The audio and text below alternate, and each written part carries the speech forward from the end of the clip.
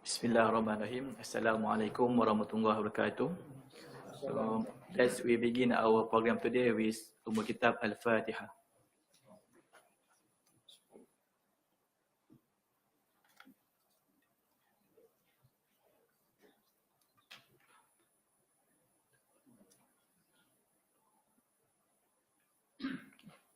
First of all, I would like to welcome all the participants today to our program, Islam and its community in Kampuchea, present condition and future challenge. So I also would like to thank you for the welcoming of our Honorable Sheikh Al-Kuliah, Professor Datuk Dr. Osman Bakar, who are willing to come today to join us to chair this session. And also, I also would like to welcome our speaker for today, Dr. Muhammad Zain Musa, who are quite wide experience in the Kampuchea Muslim communities. Okay. And last but not least, to all the participants, our guests today, who are willing to join us for today to make this program more lively, inshallah. Okay. So, just a brief fact, I think, that I found out. I can say quite similarities between the two honorable guests today, our Prof. Osman Bakar and our Dr. Muhammad Zain. Actually, if we look for their background, both of them are not purely in philosophy, not purely from history. Both are background from the science and mathematics. For their bachelor, for their master, only then they change to philosophy, Prof. Osman Bakar, and to history for Dr. Muhammad Zain Musa. That's quite interesting journey for them, I think. Okay. So I think that's all from me. So again, welcome. Thank you for coming today. So I would like to hand over this session to our Sheikh Al-Kuliah, Professor Dr. Osman Bakar. Please welcome. Bismillahirrahmanirrahim. Assalamualaikum warahmatullahi wabarakatuh. Alhamdulillah, we are very, very happy that this morning we are going to have a presentation about Islam in Kampuchea. Actually, the exact title that has been publicized, Islam and its community, its ummah, in contemporary Kampuchea. Okay, and the subtitle is Present Conditions and Future Challenges. That is the subtitle.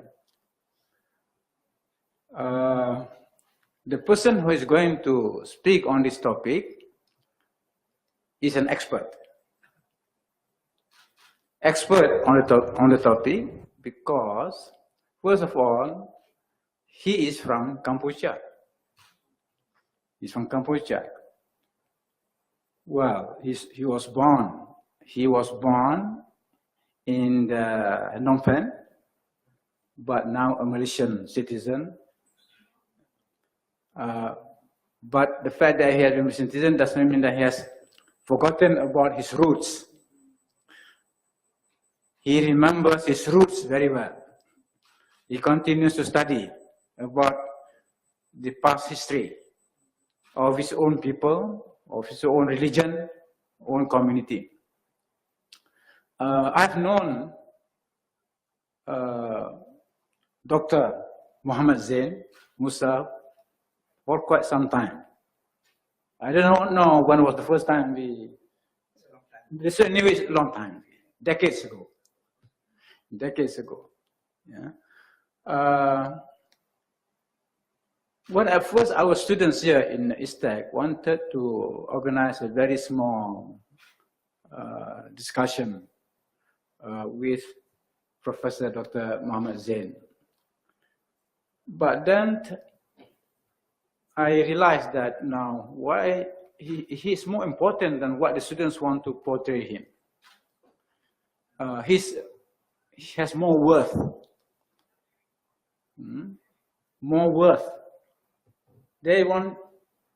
Our students just want to limit you to one little corner. But I'm having a larger picture. ISTAC is in the process of reorganizing itself, restructuring itself, creating a number of niche areas of study and research. And one of these niche areas is Islam and the ASEAN community. Islam and the ASEAN community. I have met friends, Muslims, living in Thailand, mainly from the south, from Patani area. During the discussion, they bring up this point, the question of what ASEAN means to the Muslims in Thailand. I suppose the same question applies to what it means for Muslims in Myanmar, what it means for Muslims in Laos, Vietnam, even Singapore. In other words, these so-called minorities.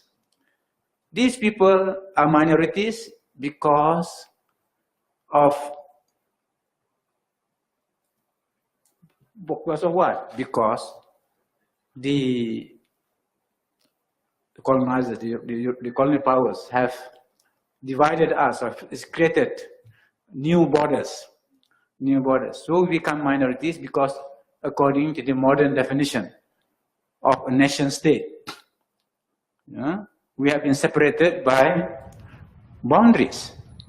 These boundaries, not natural boundaries. These boundaries are not natural. These boundaries are created, and certainly most part created by the European powers. So these friends in Thailand said, well, yes, it is true that in Thailand we are minorities, but when we take the larger region, ASEAN, we are no longer minorities. Yeah. I remember this point, the same point was emphasized by the late Al-Marhum, Al-Yarham, Dr. Surin Pisuan. When I told him, asked him, is it true? He was already Secretary General of ASEAN. Say, is it true? I just call by his name, Saudara Abdul Halim. Is it true that the Muslim population in the ASEAN is something like 40%, which makes it the largest? No, your figure is too low, is it? Your figure is too low. Muslims account to at least 50%. 50% of the population of ASEAN. So our friends in Singapore say the same thing. They're telling the same thing. We are minorities in our own countries. But within ASEAN, we are in the majority. But what do you do with the majority? Just claim majority, doing nothing? How to translate that majority into something concrete? Yeah? Translate it into something concrete. What it means? It means how we make Islam the dominant force. Not force for destruction, but force for integration, force for peace, force for as the main player, basically. There are other players, but from the democratic point of view, we are in the majority. So anyway, I want to say this because some of you may not know about what we are doing here in the IISTAC. So there is one niche area called Islam and the ASEAN community. The idea is, when we thought about that, I said, in the West, Islam is looked upon as not force of integration, but disintegration.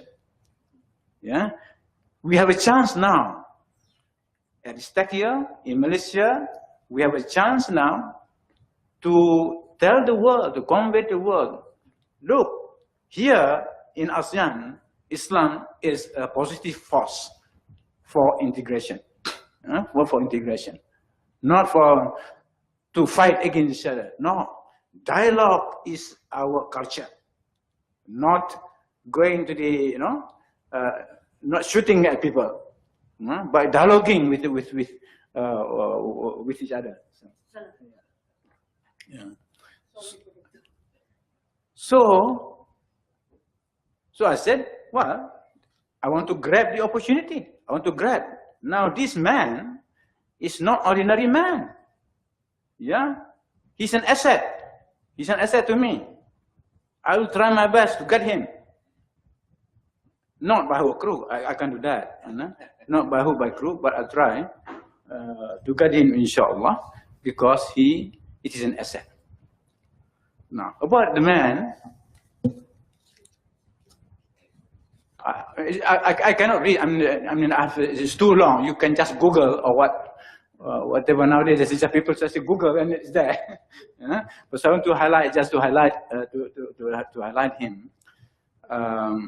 Yes, he's from Kampuchea, first of all. That's important because I would like him to help how to make the Muslims in Kampuchea, after all the suffering they had gone through during those communist days of communism, they need our help. We need their help. So that was fine. Yeah. Incidentally, this prof, when do you first know this Kampuchea? The old name is Cambodia. Cambodia, Cambodia, Kampuchea. Yeah. Well, but for the Malays, we have a traditional name we have been using long time. When I was a young boy, I've heard already the word Cambodia. Malay? Yeah. Cambodia. Yeah, Cambodia lah. Well, that is the nearest we know about this is Cambodia. All right. At that time, the word Cambodia tells me two things. One, Cambodia, the name of a country, Negeri Cambodia. Negeri Cambodia. Listen. There's another Cambodia as young boy. Very, very young, of course. What is that? Pokok Cambodia. Bunga Cambodia. Bunga Cambodia. Yeah. But that was in the 1950s. In the 1950s, when people don't use the word global, the word globalization does not yet learn. In my kampung, in Pahang, not Terengganu, not Kelantan, in Pahang, there are always people who go to and fro between my place and Cambodia. They trade, it's about trading as well as about religious learning. It's very, very, very interesting. That was in the 1950s. People don't use yet the word globalization, all this foreign word. It's not yet, yeah?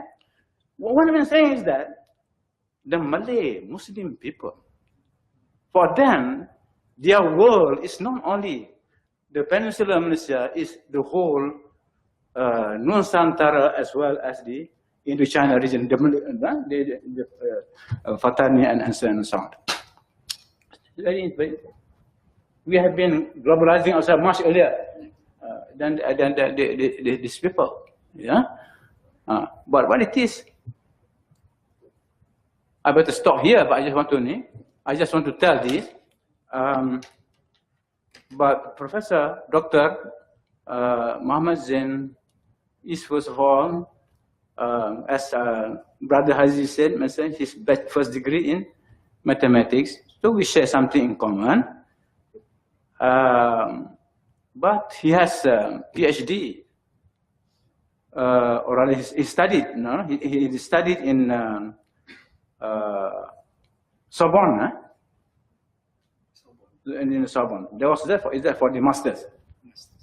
He had his masters from Sorbonne, Paris. when I first heard about Sorbonne, I was a student in London, and what I know is that Sorbonne is hot place. It's a place of student protest, demonstration, student radicalism. Correct? Yeah, correct. Yeah. Every day student protest. So something like in Simlaya some time ago, yeah, we protest. But she come from that. I don't know how much Sorbonne has influenced him. I don't know. Yeah. But his PhD is from University Kebangsaan, Malaysia. Okay. The point is his field is history. History of Indochina. What used to be Indochina? History of Kampuchea, Cambodia, Laos, Vietnam, that. And of course, the rest of Southeast Asia, especially in connection with the Cham people. So it is very, very, very important that he had that knowledge to talk about the present conditions of Kampuchea. So what we would like him in the next 30 minutes to 45 minutes for him to make presentation to tell us since the Pol Pot regime, since those when hundreds of thousands of the Muslims in Kampuchea were massacred, it was indeed ethnic cleansing. It was an ethnic cleansing. This was before Bosnia. Is it? Yes. Yeah, it was before Bosnia. Yeah, I don't know whether those people self-learn this from the Pol Pot or. So anyway, this happens in. It is interesting that this happened both in former communist rule countries. Yeah, this what happened to the Muslims in Bosnia and in Cambodia. Dr. Mohamad Zain was also former member of the advisory board or the advisor of the Royal Academy, one of the advisors of the Royal Academy of Cambodia. So there is a prestigious body, and he was made that advisor because of his contributions to this academic contribution to the history, to the studies on history and culture of the Cambodians. Yeah. So, okay, Prof, I will leave to you to take us now to tell us, and later I hope we have a very good discussion about this topic. I'm sure many of you here who are in this room have contacts with have kept in touch with the reality, with the contemporary reality. So we are able to have a good discussion, really, inshallah. So I invite you. Thank you very much, Prof. And thank you so much for the very good words for me only. Thank you very much. But Bismillahirrahmanirrahim. Yang terhormat, Prof. Dan kawan dan tetamu, friends and guests here. And I have a feeling that I'm talking something in front of many people who is very knowledgeable on Kampuchean issue. And some of us here are even experts, as Prof might have to say. So I would not know what I'm going to say. It's up to what your expectation. But I'm sure that this first talk of mine is only to browse about. Because I was thinking that this is the first talk of mine at this ISTAC, and inshallah, I hope to continue to be an asset to Prof. Osman for a long time to come, inshallah. Bismillahirrahmanirrahim. Assalamualaikum warahmatullahi wabarakatuh. So now we are moving into the topic of our discussion today, but please, after this, you can ask me, but not too many questions and not too big questions. I understand that Prof has some 10 questions for me.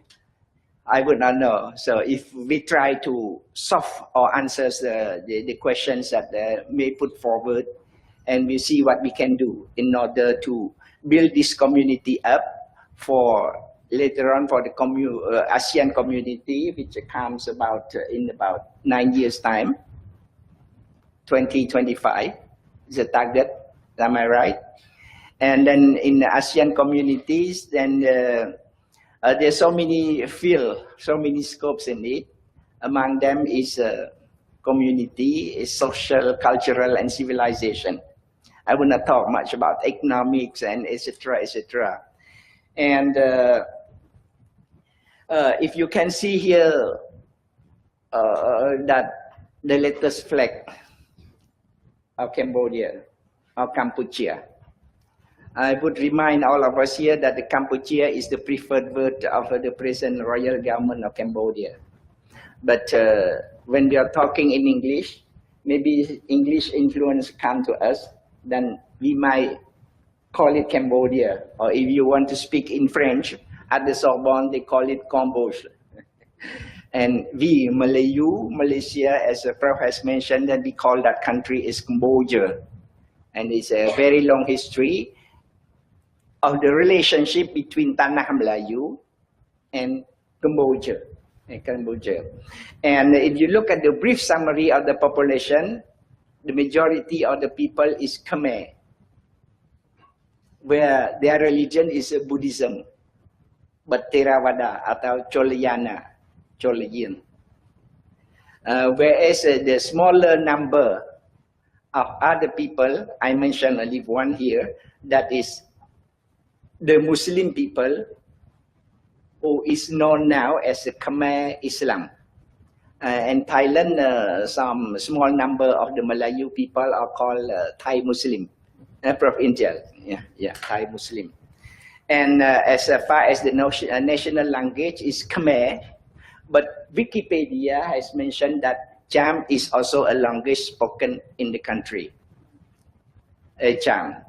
And if you look on your right, the picture there is the royal armies of the kingdom of the Kampuchea. And surprisingly, in Cambodia, it's not necessary to be an organization to be a national or kerajaan punya, but any organization, you have to put this arms of Cambodia with the word nation, religion, and the kings. And in order to do that, when I first realized that, I said, no, they asked me to put the logo there with the word nation, religion, and king. But I said, no, I'm not attached to any government department. They said, no, it's a Kampuchean standard. Any letterhead, you should have this word for the respect of the kingdom, nation, the religion, and the king. Okay, it's okay, that is the practice in Cambodia. And now let's see what we have in our introduction. And as we all now know that the Muslim of Cambodia consists of mainly the Malay and the Cham people. Malay is not necessary from the Tanah Melayu, but Prof has mentioned is a wider wilayah that is Nusantara, Asia Tenggara or Southeast Asia as a whole. It's the whole of this area, we might say that is wilayah Rumpun Melayu. Wilayah Rumpun Melayu. And how the Malay get themselves into the territory of Cambodia, the present day Cambodia. I'm not talking about the old Cambodia, because it's been shrinking all the time. And now it seems that the area of Cambodia is also shrinking. I would not know how. Let the politician or the historian answer in most probably in 50, 60 years' time. Because historian, we are not going to discuss the present day situation. Let the thing pass and then we evaluate. It's still shrinking yet. And the Malay come to Cambodia atau Kampuchea is through dakwah. And the second point is pedagang, traders. And the Gulf of Siam is just a very small lake for the Malayu, who are famous and who were famous as a seafarer. The same as the Cham people. And they go to Cambodia as traders and as missionaries. Whereas the Cham people, they coming from the kingdom of Champa. Its existence has been proven historically from the year 192 by Chinese documents, and it disappeared as a state entity by 1832. But I put there 1835 because there are some 3 years of fighting against the pemerintah of Ming Mang, the Emperor Ming Mang. But after that 3 years, everything died down, but they only left as Champa people, only the people, the language, its culture and civilization in many forms, tangible and intangibles. When they are in Cambodia, the Cham and the Malay form a tight-knit community because two things. One is the same rumpun, linguistically speaking, the Melayu, and the other one of their religious practice, which Islam. These two bind them together and they form a unique community, unique in the eyes of the Khmer people, who is majority Buddhist. Unique because, you know, when we go out as a Muslim ladies, we wear different dress code. And then when it comes to time, you'll hear some shouting for the non-Muslim. Shouting, this azan. They say, why the Cham people are shouting 5 times a day? They don't know that it is azan. And then, when come to Ramadan, they don't eat. And it is obvious because when they mix around with the Khmer people, non-Muslim, oh, why you don't eat? Come, have lunch with me. No, I'm fasting today for the whole month, surprisingly. They say it's a unique community in the eyes of the Buddhists. And this is unique to the eyes of Buddhists, but since centuries ago, they mix around freely. There is nothing which can separate them from the Khmer Buddhists and the Khmer Islam. They mix as a community, as a homogeneous community. And the fall of Cambodia, I said just now, that the Cham has come to the kingdom of Cambodia as a refugees, mainly as a refugees. And again, the fall of Cambodia, Vietnam and Laos, and this word has been recently used by the Cambodian authorities, preferably instead of Indochina. Early on, it was known as French Indochina, but a couple of years back, some 10 years back, they prefer to use the name of the countries instead of the word Indogen or Indochina. So Cambodia, Vietnam, Laos, in the month of April of 1975, they were again the pull out of the American troops. I think what they are doing now in Syria is something parallel. And when talking to the massacre in Bosnia, like Professor mentioned, it's about the same thing as, it's comparable with what's happening during the Pol Pot regime, during that 3 more years in Cambodia. And now, as a refugee again, they are moving away from Cambodia, and some of them, and one of them is speaking here, and some of them is in front of us. She is from the UIA people, the 3 student PhD candidate, and some majority of the Muslim people, either Melayu or Cham, which is known as Khmer Islam, come to Malaysia. Some other went further away to France, USA, Canada, Australia, New Zealand, and a few in Japan, and some also in Germany. Then, approximately now in Cambodia, there are about 500,000 people out of 16 million. And this figure again, we are not sure because it's an approximate number. It's a bit difficult to ascertain because the statistic or the census done by the Kerajaan doesn't show much about the race. Maybe they have the statistic, but it's not for official use. So we can hardly find the exact number.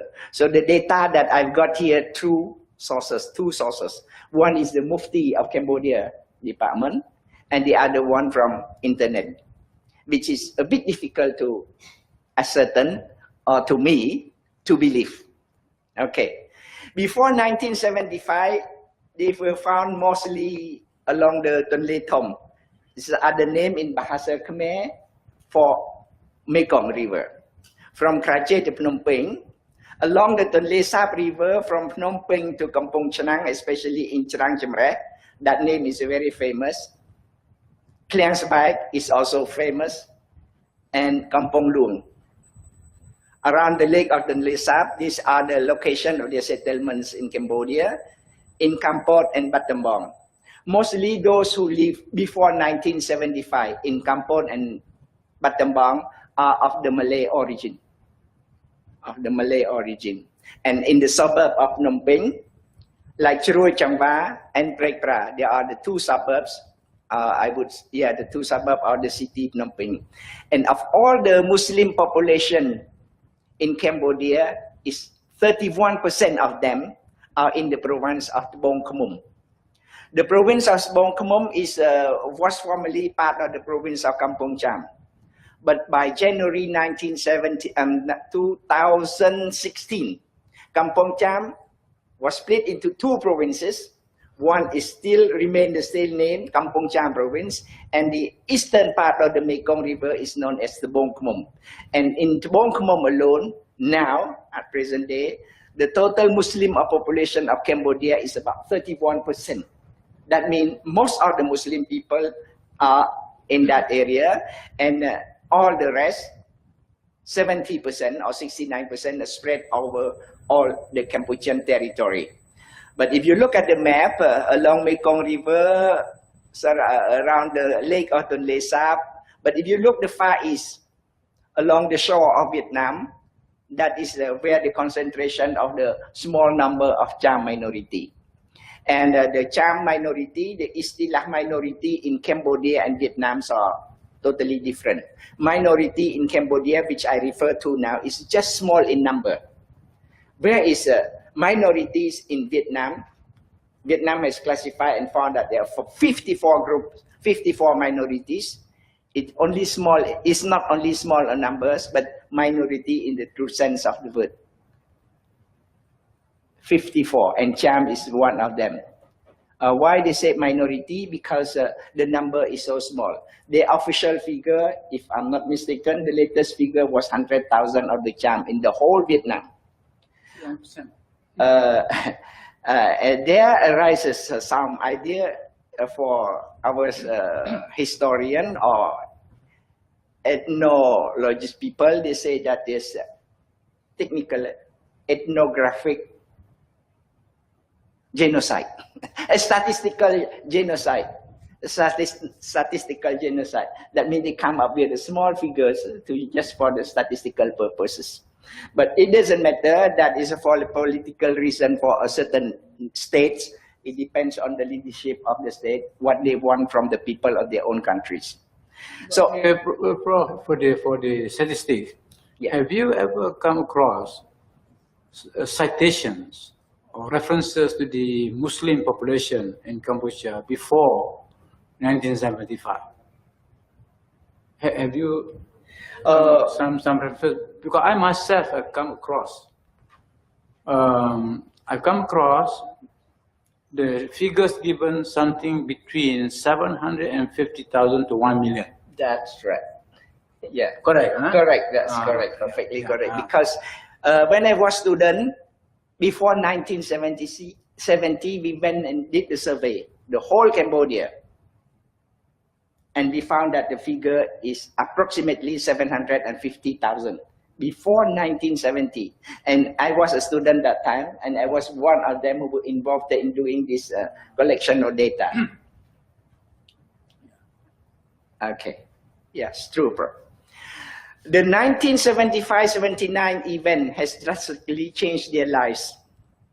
If before they were farmers, livestock breeders, fishermen, businessmen, government officers, civil or military, most of them were self-employed before 1970s. But now, many have become workers in various industries or factories, gaji earner, salary earners, made in foreign lands, a profession they never thought of before, never thought of, never heard of, and never thought of. The Muslim people become made in somebody's house, and especially in far away land from their home village. Never thought of, but the economic situation has forced them to participate, to earn a living. It doesn't matter where there is a source of income, inshallah, they will go. And then since their arrival in Kampuchea, the Khmer Islam live peacefully and in harmony with the majority Buddhist Khmer. Majority Buddhist Khmer. They have become part and parcels of the Kampuchean society. It's just one, but their religion, which differentiates them from the majority of the population.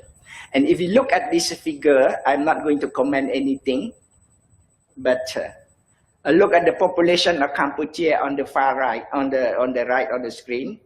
The statistic in 1950s, there were about 4.4 million. 1975, 7.3 million. Because from 1775, there was war between the Lone Nol regimes against the Khmer Rouge. But that war, yes, there were destruction and loss of lives, but not many. And we all know that between 1975 to 1979, some have said that up to 3 million of Kampuchean people were killed, murdered, or died of starvation. Up to 3 million. But surprisingly, in the year 2000, the statistics show there are 12.1 million. If you minus 3 million from 7.3 million, there were remaining of 4 million only. And surprisingly, within a few years, 2000, the number has jumped to 12 million. How would you explain that? I'm not going to explain it here. Inshallah. It's very difficult to believe. This is what you call scientists, and especially historian. Scientists, when they have something, they always question, masuk akal ke tidak, especially. Masuk akal ke tidak. And 2016, it's just a matter of 16 years, the number jumped to 16 million. And some say that it is even 18 million. And statistically, the birth rate of Kampuchea is only 2.2 per thousand. It's the lowest in the ASEAN or Southeast Asian country, 2.2 only. But the figure is something that we have to investigate further how it comes. But that is, you have to define your goal properly, why you want to know more about these figures. Okay, why you want to know more. Okay, if you look at the Khmer Islam people, in the year of 1999, the statistics shows there were 200,000 people in 317 villages. Some 10 years later, the figure jumped to 400,000. And the number of villages goes up to 428. In 2010, this figure I got from the Mufti department is about 500,000 in 454 villages. And presently, in 2016, the Mufti department still say that it's about 500,000. And the number of village, this is not the number that I got from the Mufti 608, but Mufti department says it's about 500 mosques. 500 villages. But it doesn't matter. These are the figures which all are unofficial. Remind you, it's all unofficial. So it's up to us how to look into it and what you want to use with the figures. And it is from the Mufti department in 2010 that the number of masjid, tempat beribadah, masjid or surau, is about 800 out of 500 villages. How does it come about? Datin is well aware of it in Cambodia. In my village, Datin has been to my village, a small village about 500 families. There is one big masjid and 3 suraus. So 3 plus 1, it becomes 4 in one of my villages. But I mean, it's good to have suraus every corner of the kampung, where people can gather and have their salat together, and a small majlis agama. But the figure of 500 villages with 800 mosques or tempat beribadah is something like we shall think about. And the Kampuchean, the Khmer Islam people are thankful, especially to the Malaysian people, who are willingly to have and build the mosque in their villages, or mosque or suraus. Why? Because they say this is a wakaf which they can harvest their pahala sepanjang masa, all for a long time. But we most probably if we might discuss this in the next following slides, inshallah. Social structure. In the early centuries, the Cham, the Malay, and the Khmer practiced Hinduism and Buddhism. I mean, the religion of Southeast Asia, after all. When Islam arrived in this region, only the Cham and the Malay embraced its teachings. And for those who are curious enough, I mean, most probably Prof has known why only the Melayu people, the Rumpun Melayu, the Melayu Polynesia or Austronesian people embrace Islam, including those in the southern of Philippines. Okay, it's a very good topic to investigate too, from historical point of view. Nowadays, only very small number of the Cham,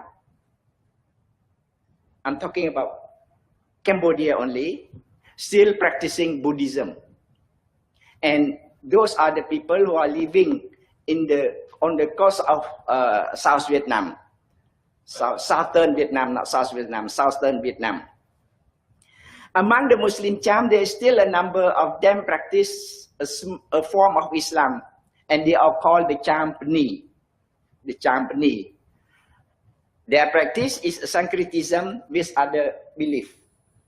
Okay, the Cham Pni, to differentiate them from the Orthodox Muslim, is that they pray only once a week. Yeah, only once a week. And for the fasting of Ramadan, only the head of the village fast for the whole kampung. Yeah. Is the same group as the Cham Tujuh?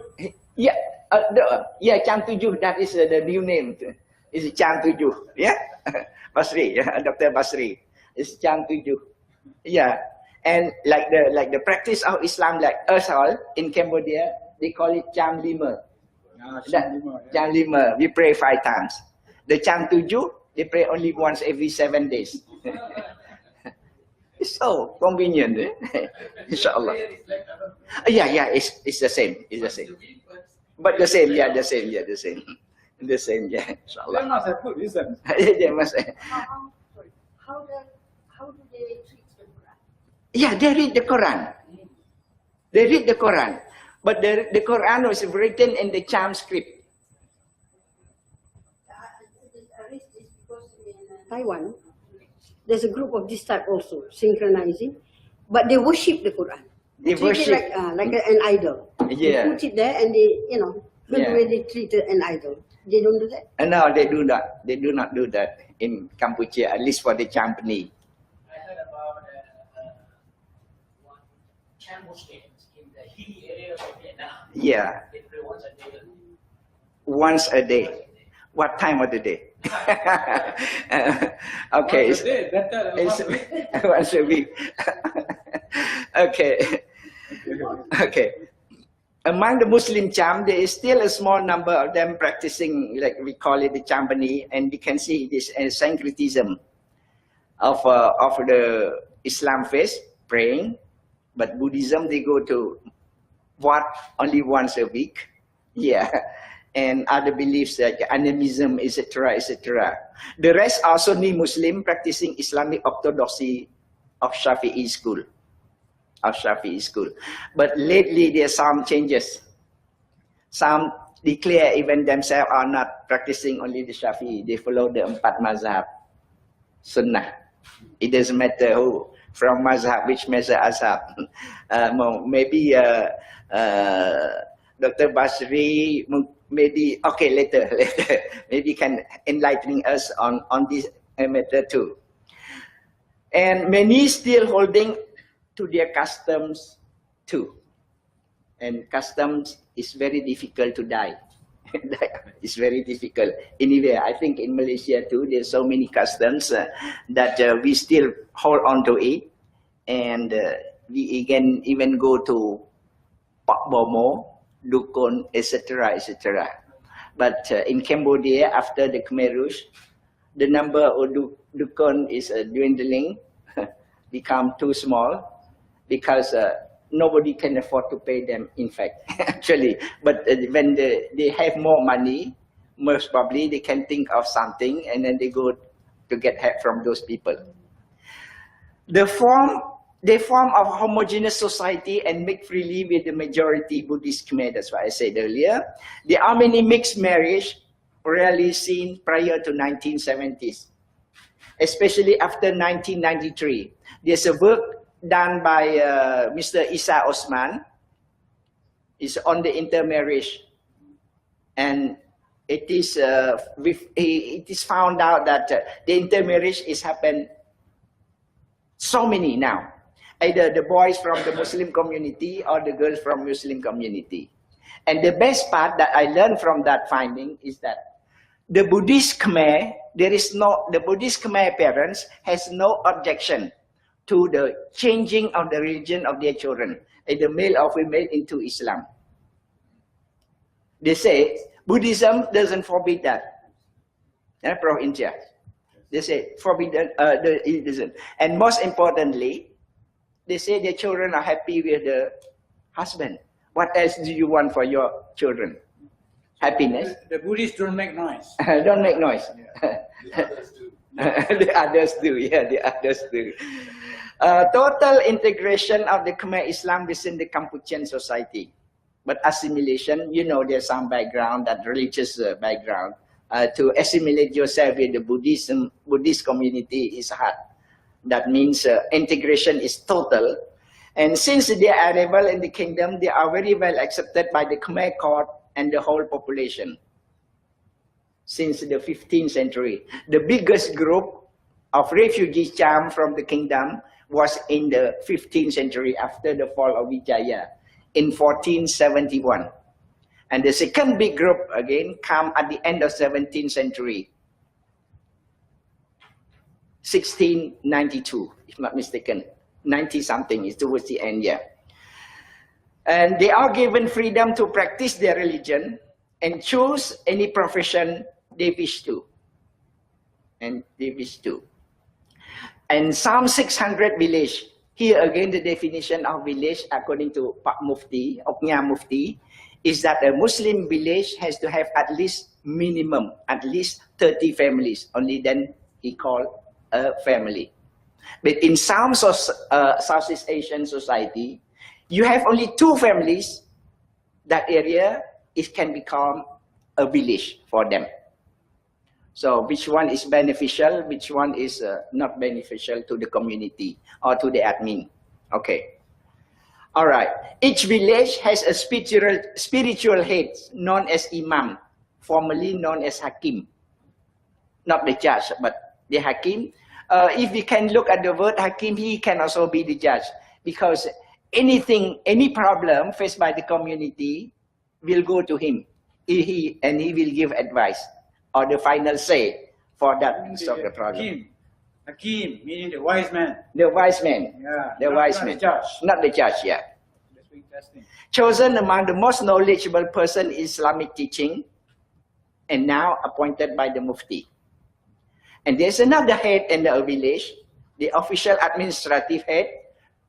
We call it Mei Pung, a state administrative worker, salary earner by the government and appointed by the state. So there are two heads, one is administrative, one is religious or spiritual. The newly formed villages are the result of internal migration of many of them who could not earn enough living to support their families in their home village. You know, who went out of their village to open up village? They have come up to 600 something villages throughout Cambodia. It is what? So, creating Kampung Baru lah. Creating Kampung Baru, yeah. Creating Kampung Baru. Okay. Those are after 1973, they come back to, there will be that in the next slides, inshallah. They are forced to go far away to open up new lands for farming and livestock rearing. That's the only two things that they can do on a new piece of land. And those who open up new lands in remote places are usually their family members and friends, close friends. They get together, come, let's go. We can't afford to live in this village anymore. Find somewhere else to earn our living. That's how they can go some 200, 300, 400 away from their home villages. No problem from the government. No problem with the government. Huh. No problem with the government. So in a sense, it's Alhamdulillah. Say. That one is something. They call it land grab. There's another problem. Those, yeah, definitely. When you open up in the jungle, and some more intelligent people, once you open up, looks like okay, it's good for me. Then they go there. Why you come open my land? No, I'm not saying anything, but the land grab is there. The land grab is there. It has, yeah, but now no more. Okay, Alhamdulillah. They grew up fruit trees, cashew nuts, coffee, pepper. And the most popular plantation is the rubber plantation. Many people who open their land are from Churujangwa, Prekpra, the suburb of Phnom Penh, Cherang Chemre, and are among those who new settlers. Those who live in this suburb are mostly small-time peddlers, fishermen, and motor taxi drivers. It's very popular. If you are alone, you take a motor taxi. And now, surprisingly, in Vietnam, in Ho Chi Minh City, there's a Grab on motorbike. Fantastic, but I dare not try. I dare not try. I take Grab in the car, which is safer. They exist before our Grab. Yeah, they exist before Grab. They exist. But when Grab comes, they get together, registered, and the charges are controlled, inshallah. Their mean incomes force them to move out of their villages against their very old custom. You need this custom, Prof. The custom of the Cham people, if you go to any Cham village in Cambodia nowadays, you can see the houses are built next to one another or something like, I can say that one over the other. Not to that extent, but it's just too packed. Because why? Because there was a custom that the Cham people cannot take other people's land. So if the parents set up the lands here, formerly it's just one house with a few square meter land, and when the children grew up, they just build another smaller house.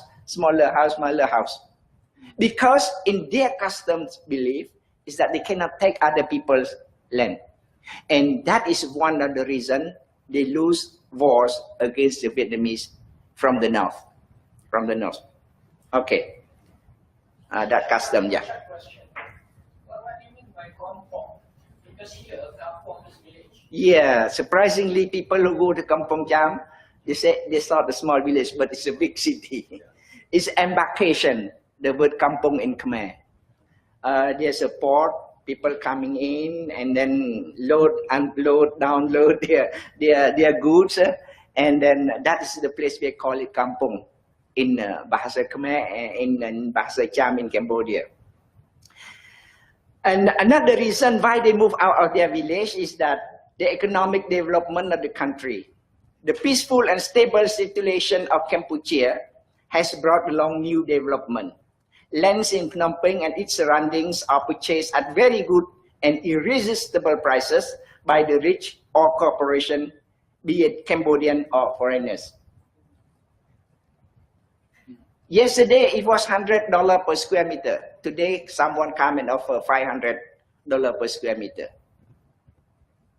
You being poor with a small house and just say about a 50 square meter, you don't earn enough living in that area, may as well sell off and then move somewhere else.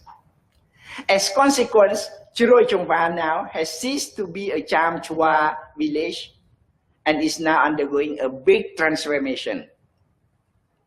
Chiroi Chongwa is just the place before the royal palace in Phnom Penh, in the other side of the river. Many more villages, like in Cherang Chamreh, kilometers 7, 8, and 9, are facing the same fate. The poor owners sell their lands to the highest bidder. And there is a saying in Kampuchea, is that, I think it's similar to Malaysia too. The Chinese chase the Khmer chases ghosts. I mean, you are living in this area, they come and buy, you are move away. And you move away, you are not going to buy the places that are more expensive than the place that you sold out. You sold. But you find somewhere cheaper. And there is nowhere else but only in ghost villages. In the faraway villages, in the hutan, etc., etc. And here, through my 40 years something in Malaysia, I found that some of my colleagues do not prefer to live in cities. So after retirements, they go back to their old village. Have kampung, yeah, small house with garden, chicken, ducks, and early in the morning, they keep themselves busy, call the ducks, call the chicken, and give them food, and they're happy. And they make life happy, yeah, definitely they are happy living that way. And most of the poor people do not know when they get a lot of money, how to manage their windfall, thus there is no major changes in their social life. They have no knowledge. When they get money, they know only what they know is to spend. But how to spend? Okay, that is the question.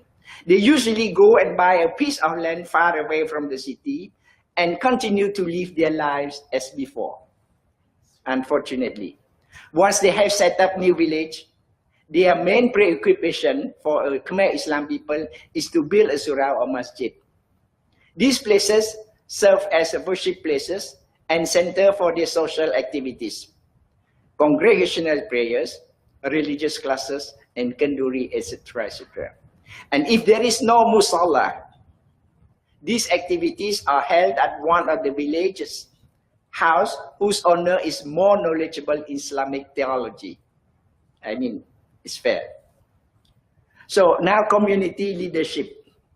After the independence in 1953, the head of the Muslim community was known as Chang Wang. Now, he is known as Mufti with the title of Oknya.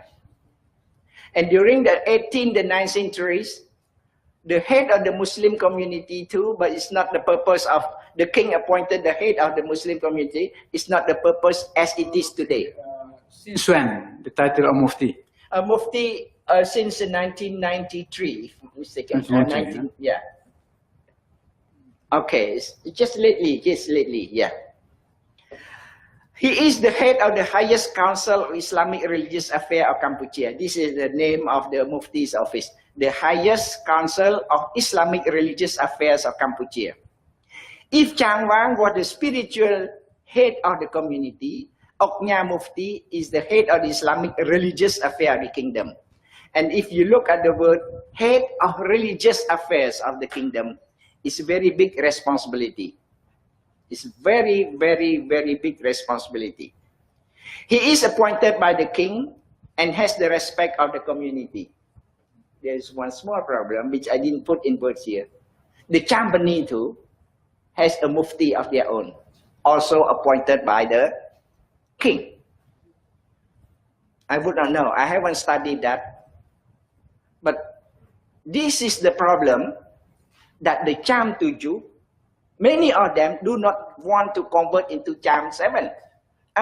Cham 5.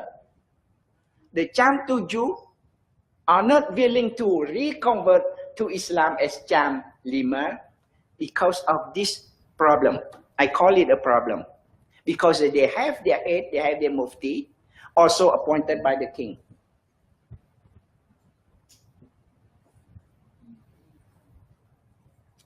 Okay.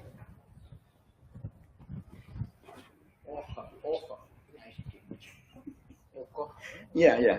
Okay. Oknya.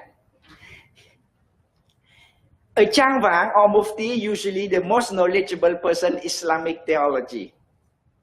Yes, it has to be. The present Mufti is Oknya Kamuruddin.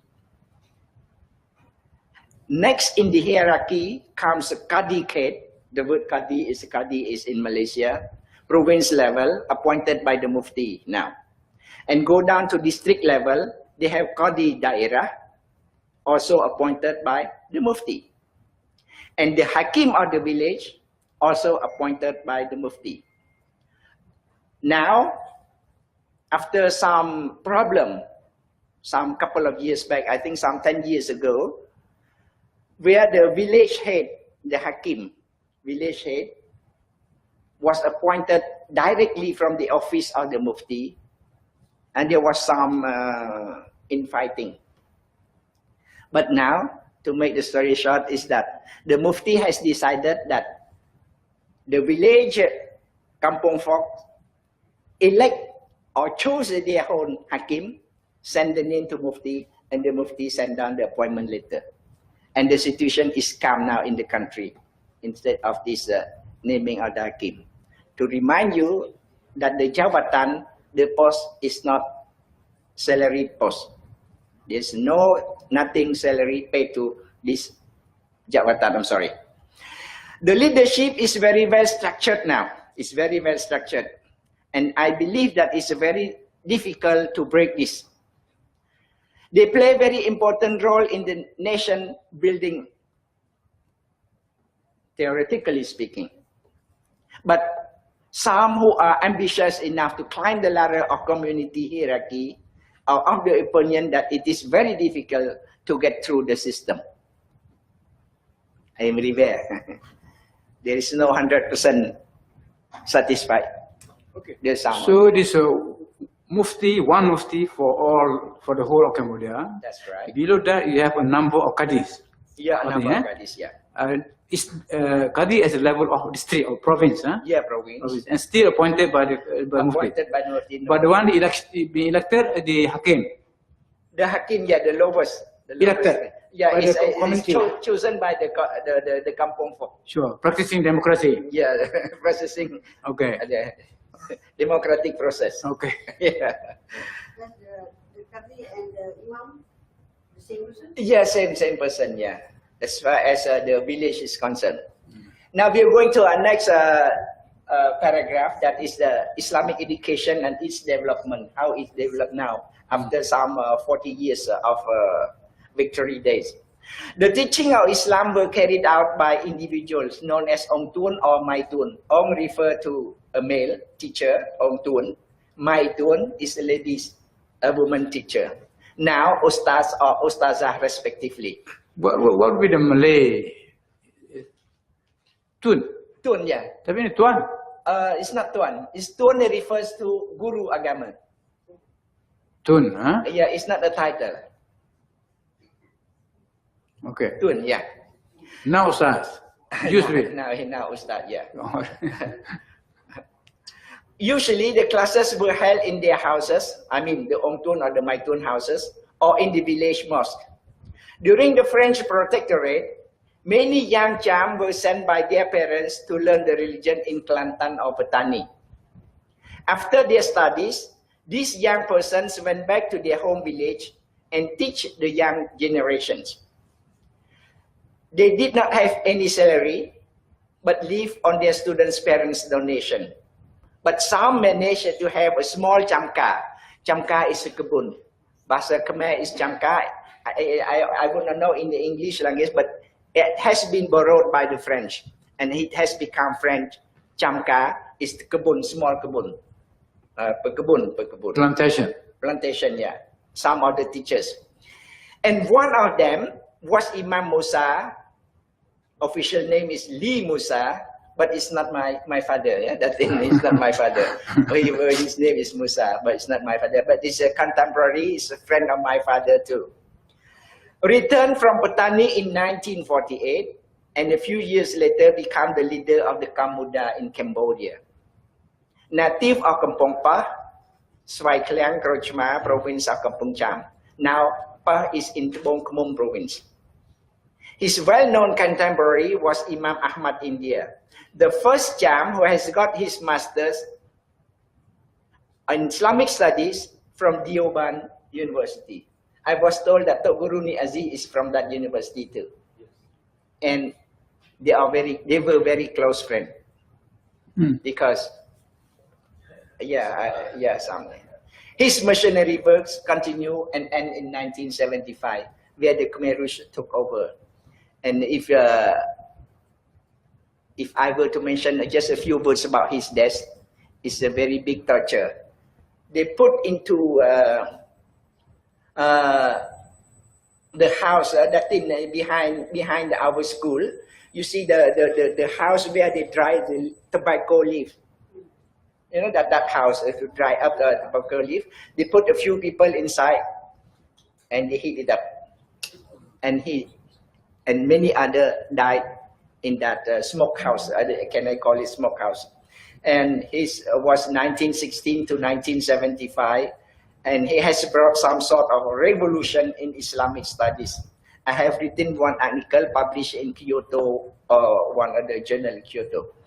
During the Pol Pot regime, 1975 to January 79, all systems of modern worlds were all destroyed, including schools, and anyone who is expected of being educated, samurai killed, including the Tuan, were all abolished in Cambodia, and Cambodia went back to year zero. It was a book written by Père Poncho, Year Zero in French, and it has been translated into English too. This was reconstruction. Yeah. And 7 January 1979, Kampuchea was liberated from the Khmer Rouge. And it was yesterday. It was a big event in Cambodia because it's commemoration of, they call it Victory Day. 7 January every year. Now has come into its 40th year, 1979. It is a victory day where Kampuchea was liberated from the Khmer Rouge regime.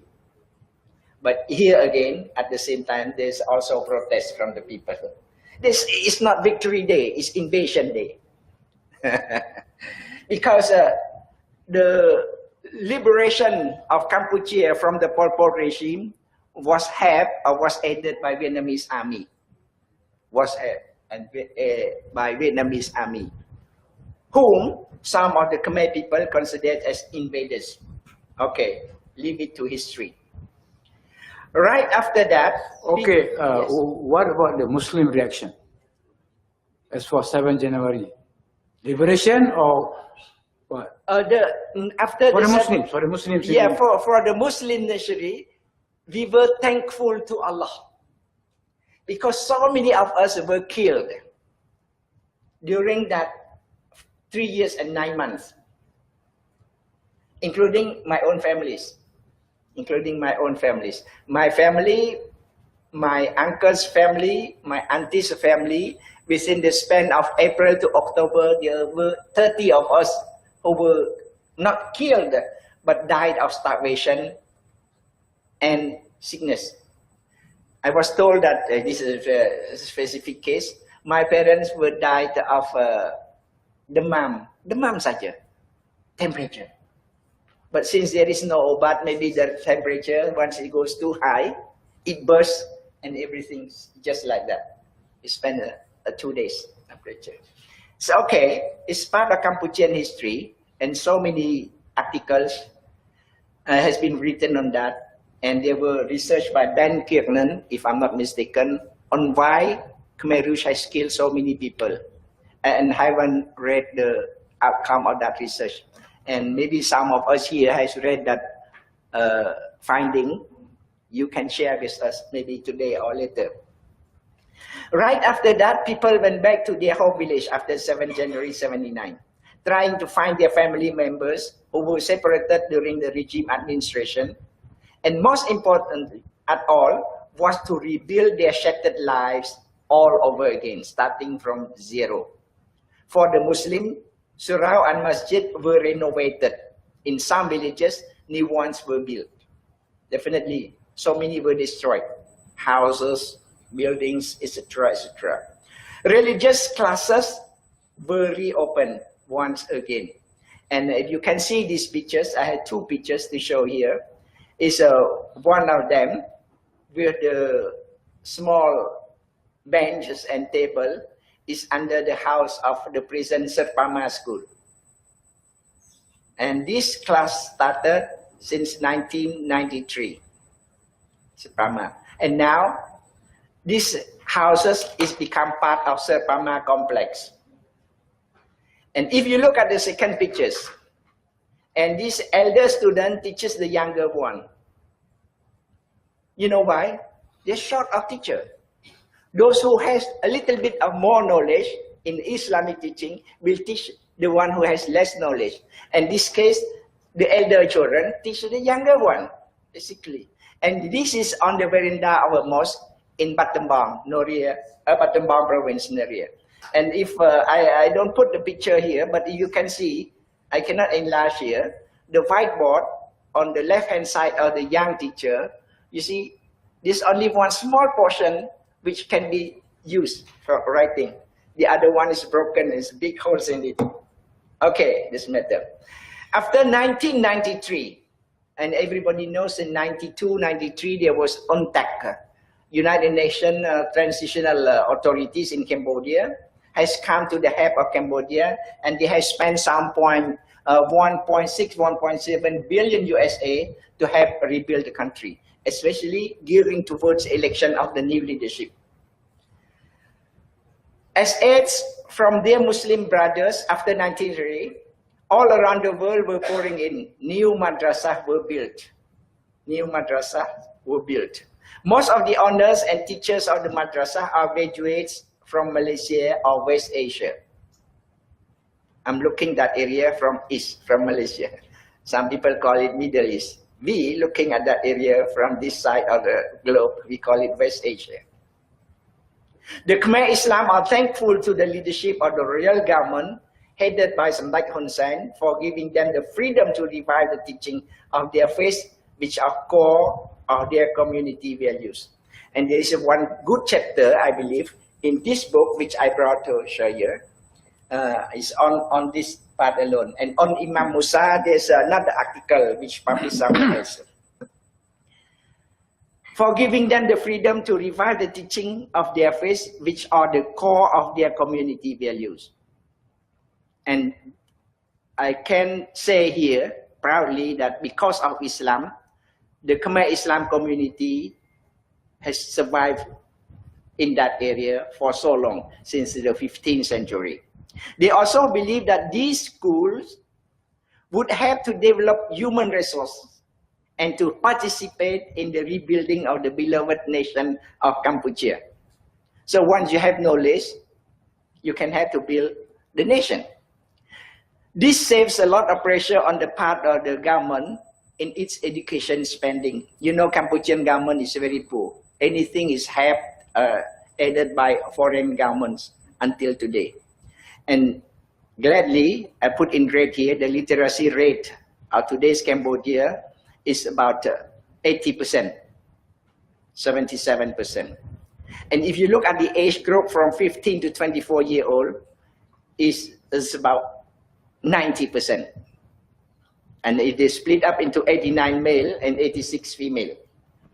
And I think the policy, the government policy, which opened up many schools and allowed the Muslim to open up their religious schools, has brought some changes. You know, without spending money,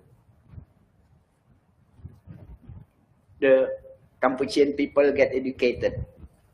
Okay, let's go to the next paragraph.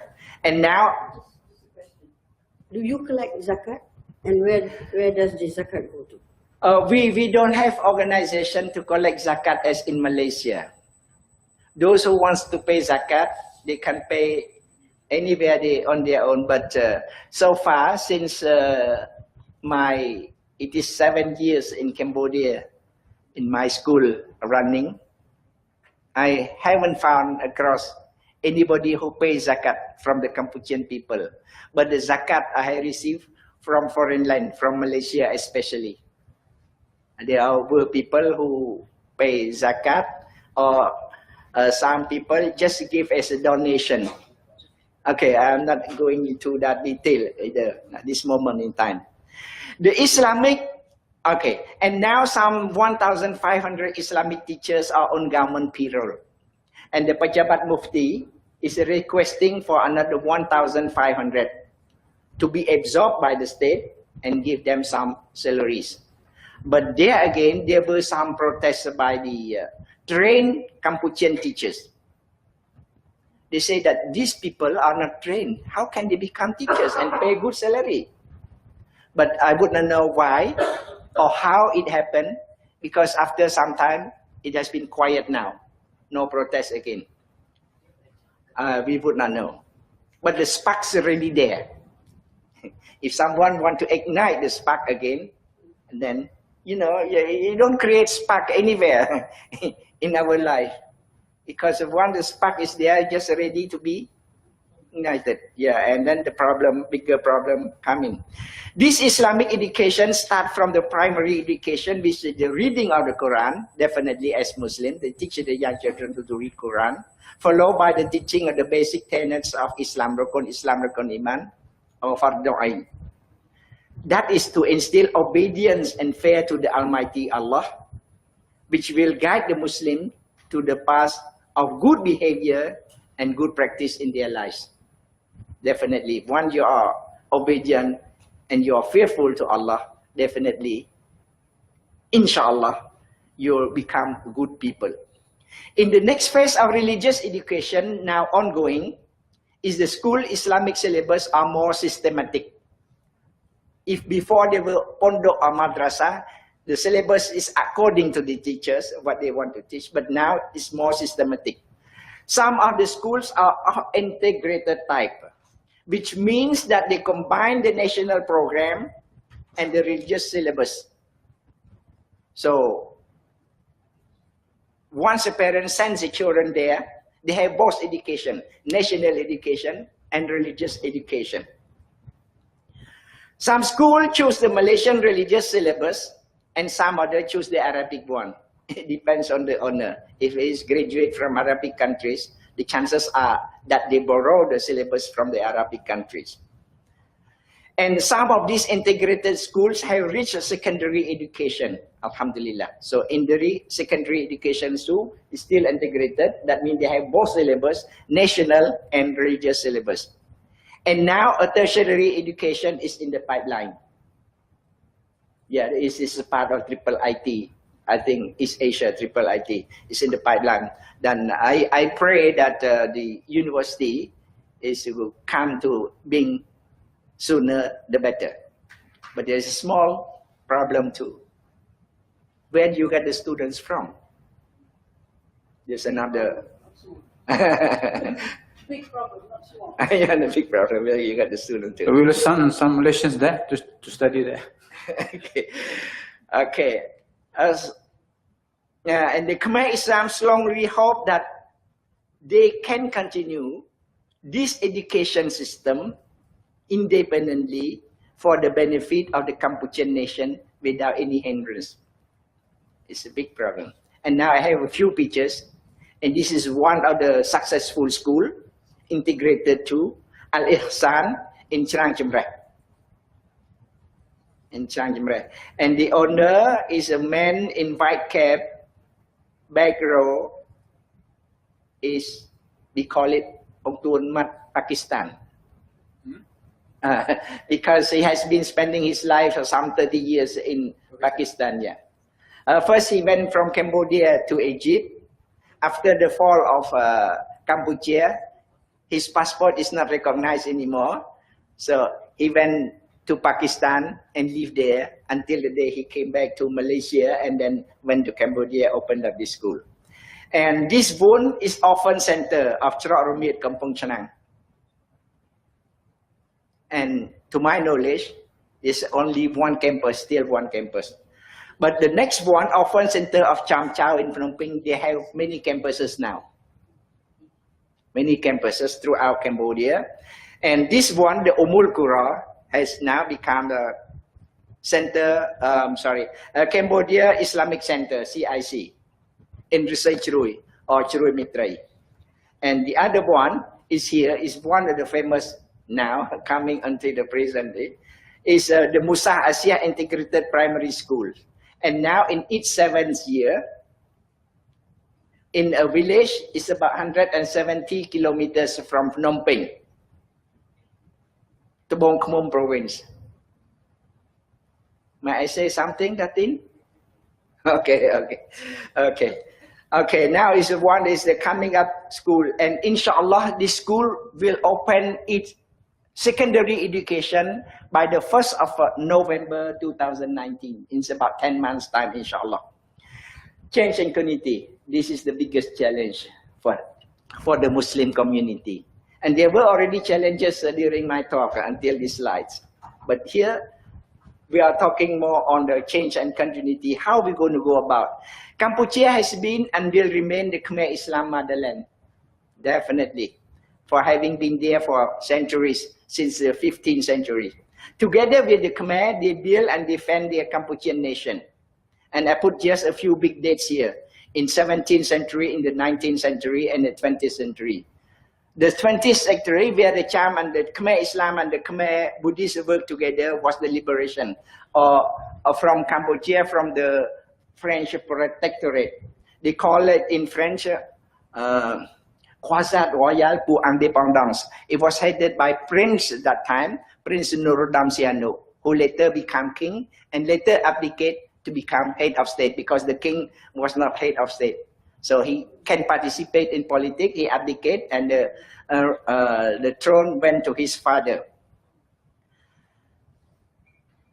The Khmer Islam is aware of that education is very important. They know that only education can give them social mobilities.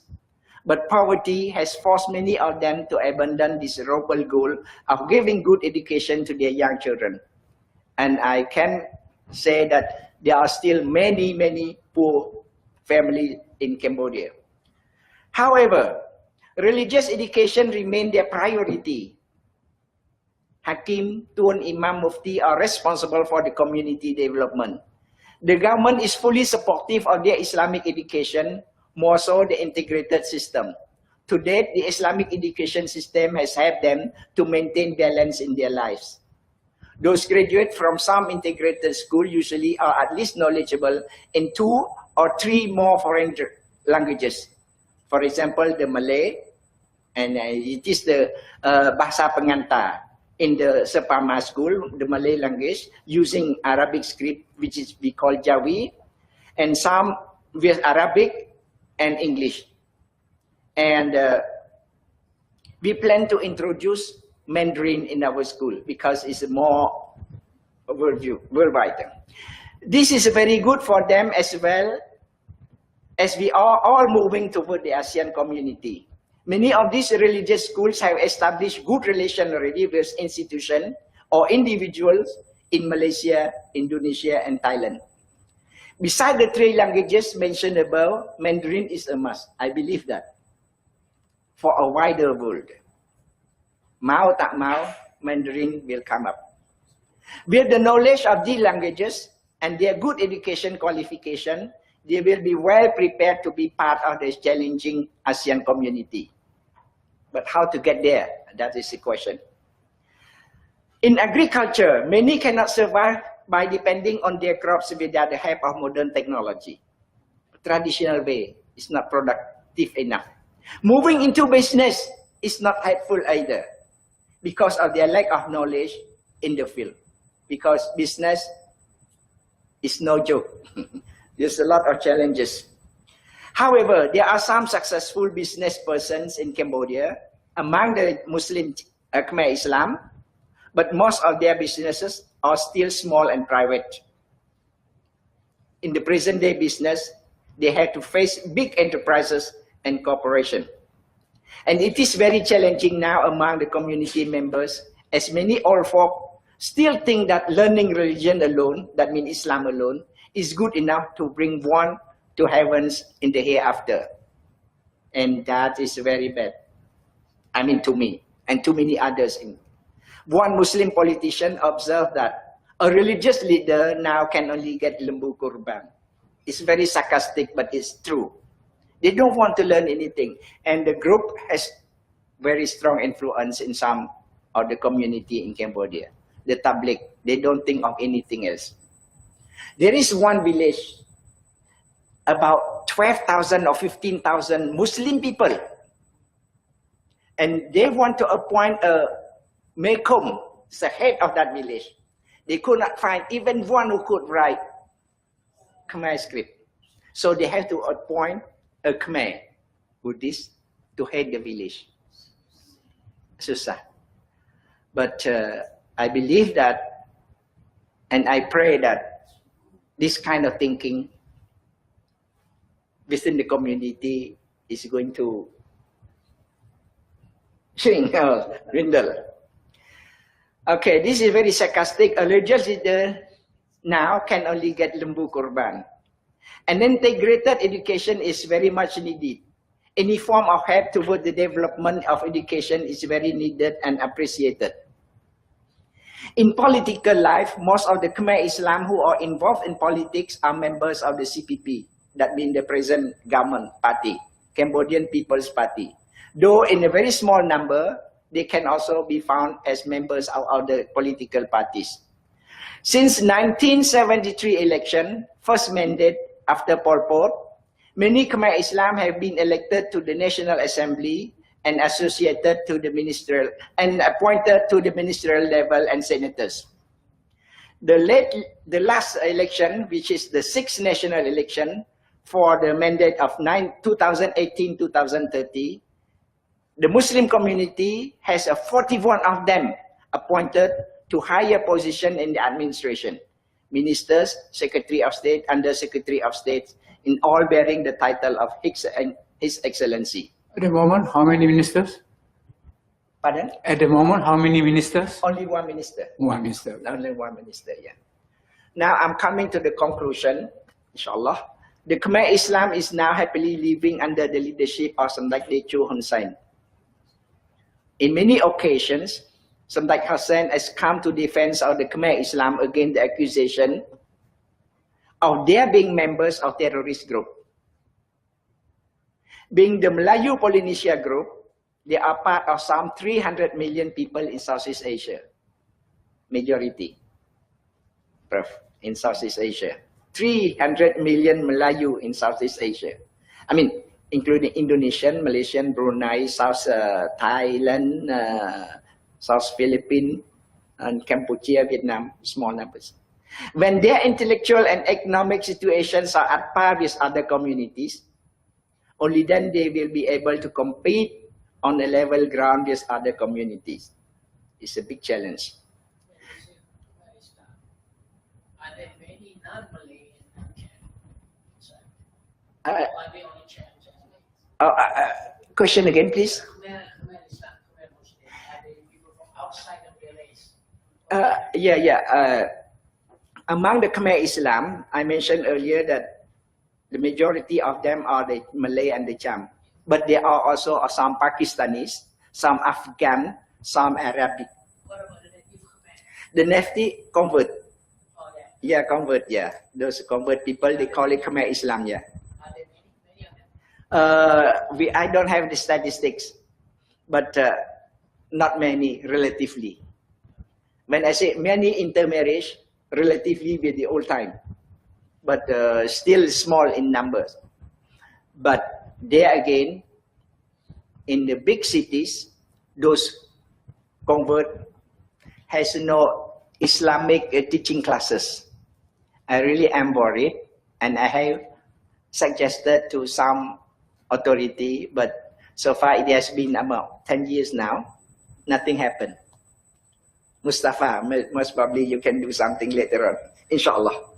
Okay, now it is recommended that we shall equip them with enough knowledge by helping them in their education, formal or non-formal. A non-formal, non-certificate or non-diploma oriented in various fields shall be introduced. When their intellectual and economic situation are improved, they will be able to live in harmony and get respect from friends and foes alike.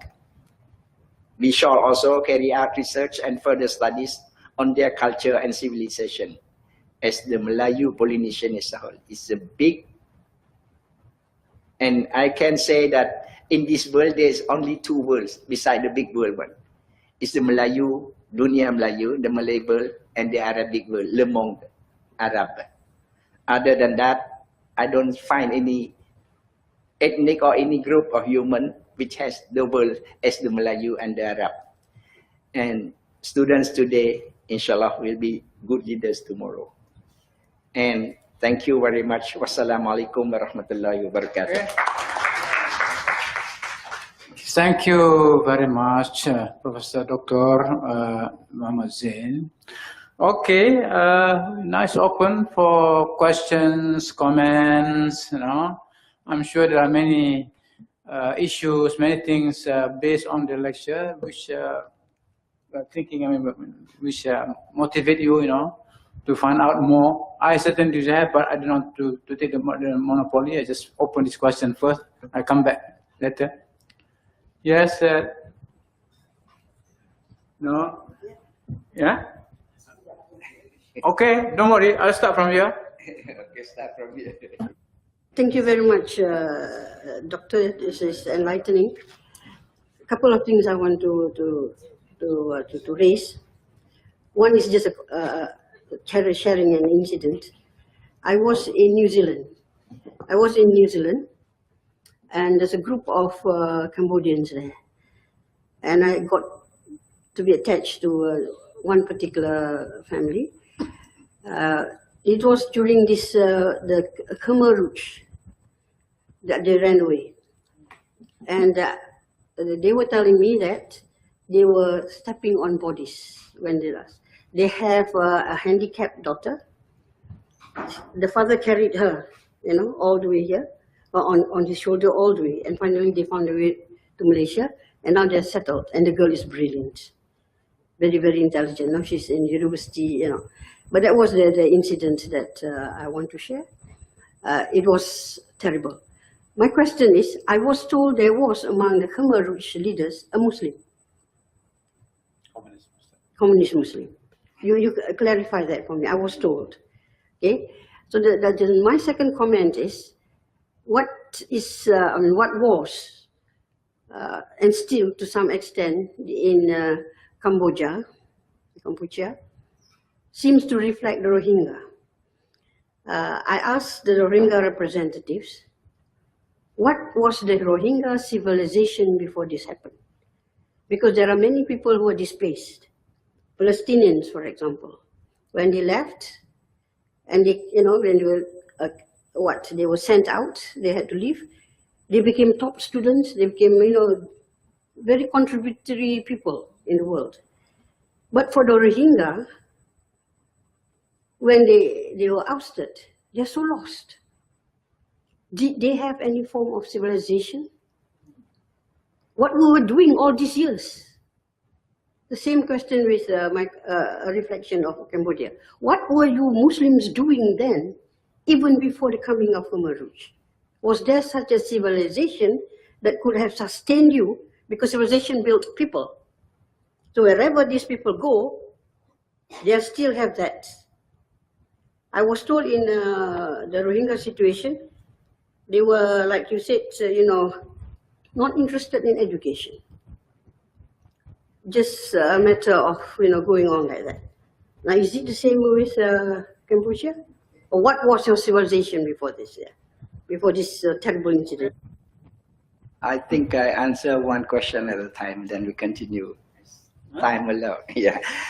Okay. First of all, I don't think I can compare the Rohingyas people with the Cham people. They are too different, and I know so little about the Rohingyas.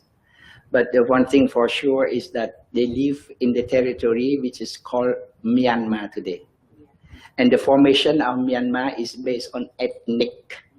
It's a federation of states which is built on ethnicity of the people of Myanmar. But come back to the Cham people. Were there any of them among the Khmer Rouge? Yes, there were. Did they practice Islam? That one I cannot tell. But after 1993, they practiced Islam. But how that come into being? But the Muslim is within the communist group of people. And I can say that before independence, in Indochina, there were so many communist parties. The three majors, the Communist Party of Vietnam, Communist Party of Laos, and Communist Party of Cambodia. And all this were headed, this is history, headed by the Communist Party of Vietnam. After independence, they brought along some 5,000 Kampuchean people, including the Muslim or the Cham, to help them survive in the North Vietnam. And maybe Prof. Incha can help us to enlighten us too. After the Second World War, there are some 40,000 Vietnamese in Thailand. After independence, the Vietnamese people in Thailand wanted to go back to Vietnam. Ho Chi Minh said, you stay put, don't come back. But do not forget your root. This is history. So, I understand the situation in Khmer Rouge better. I'm not saying well, but I understand better because I look at the history of Kampuchea since 1931 in Indochina, that I can see the clear picture how could the Khmer Rouge can kill so many millions of their own brothers and sisters. 1931. So history helps us to understand the past and to see the future. As all historians say that history is the past, but it can consider as a torchlight, yeah, Prof? Consider as future, we don't see, it's dark, but with the torchlight you can see the darkness, what is there in the darkness. And from mathematics to historian, just because of that, I came to Malaysia. I only knew myself as a Cham. What is Cham? What is history? And it's one of the good questions that Prof has asked just now about the civilization. I know nothing. And I was lucky to meet one social scientist, Abdul Rahman Al-Ahmadi, maybe Prof is aware of him. He has passed away. And then he said, there's only one field in the world that get you to know yourself. Nothing else but history. And then once you know history of your own self, your own people, your own nation, inshallah, you will be a better person according to that social scientist. And I compare myself before I know history of Champa, I know history of Cambodia, Laos, and Vietnam. Now I feel I'm a better person in that sense. A better person in that sense. But bear in mind that you cannot live alone in this world. You have to have jaringan. History need other social scientists, historian need other scientists. The social scientists need technological science and technology to live. You cannot live alone. This jaringan has to be built. So when it comes to civilization, it's one of the earliest civilization in Southeast Asia about the Cham people. It was the Malay Cham people who has the first script among the Melayu group in Southeast Asia. By the 4th century, abad keempat, the 4th century, there was already inscription in Cham languages. 4th century. And it was the first person to, it was the first group of people too, who built dwellers, rumah, who built houses since the 2nd century. So it was, you can see the influence of the Indian culture and civilization on the Cham people, which can be seen until today in the form of monuments, temples, etc., etc.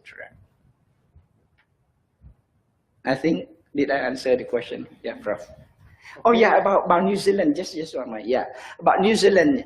And if you have seen the Killing Fields movie produced by the Hollywood, it is just a small part of the real life during the Pol Pot regime. It's a very small part, very, very small part. And people definitely walk over the cops in order to run away or whatever it is. And it's true. And some of the Cham in New Zealand are all my friends. One was a captain in Navy.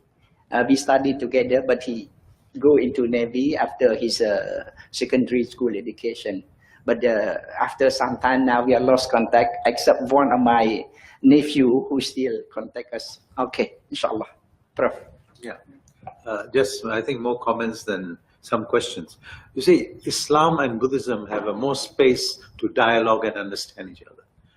You made a very important comment that these Buddhist countries became communist. What Islam and Buddhism share is Buddhism talks about doing good, and we talk about Rahma. And this is a space which can be used. And the sparks are there of Asian Islamophobia in the Buddhist world. And anybody can ignite them anytime. It is coming, I call it Asian Islamophobia, Islamophobia from the back door, where the Buddhist world is learning about fear of Islam from the Western sources. And these sparks are very dangerous. I'm happy that ISTAC is moving in this direction of studying the Malay world, the Southeast Asian world, which we have neglected, Achan will say that. We have neglected. There are many students, young students, Indonesian, Malaysians, who can contribute to this study of understanding Islam in Nusantara or Malay civilization. Because the anthropologists have already come in. Christian organizations have already come in, and they are studying this conversion process which you mentioned. Why are people becoming Muslims? So the question now here for us is that how we will direct young Muslim students from, I don't know, wherever, to study Southeast Asia and its history and its challenges which you are very much put here. Talking about the charms, you know, when I went back last time from here, we went on the flight on Bangkok Airways, there was a magazine which talked about the charms. And in Thailand, the best silk is made by Jim Thompson. And these are the charm weavers, which is very expensive to buy. So education. Now, why there's a university set up by the Gulen, the university in, I don't know, yeah, Islamic University. And the question is how to direct our young generation and our people from moving away from just business and trade to professional fields in education. And that is the challenge where we have.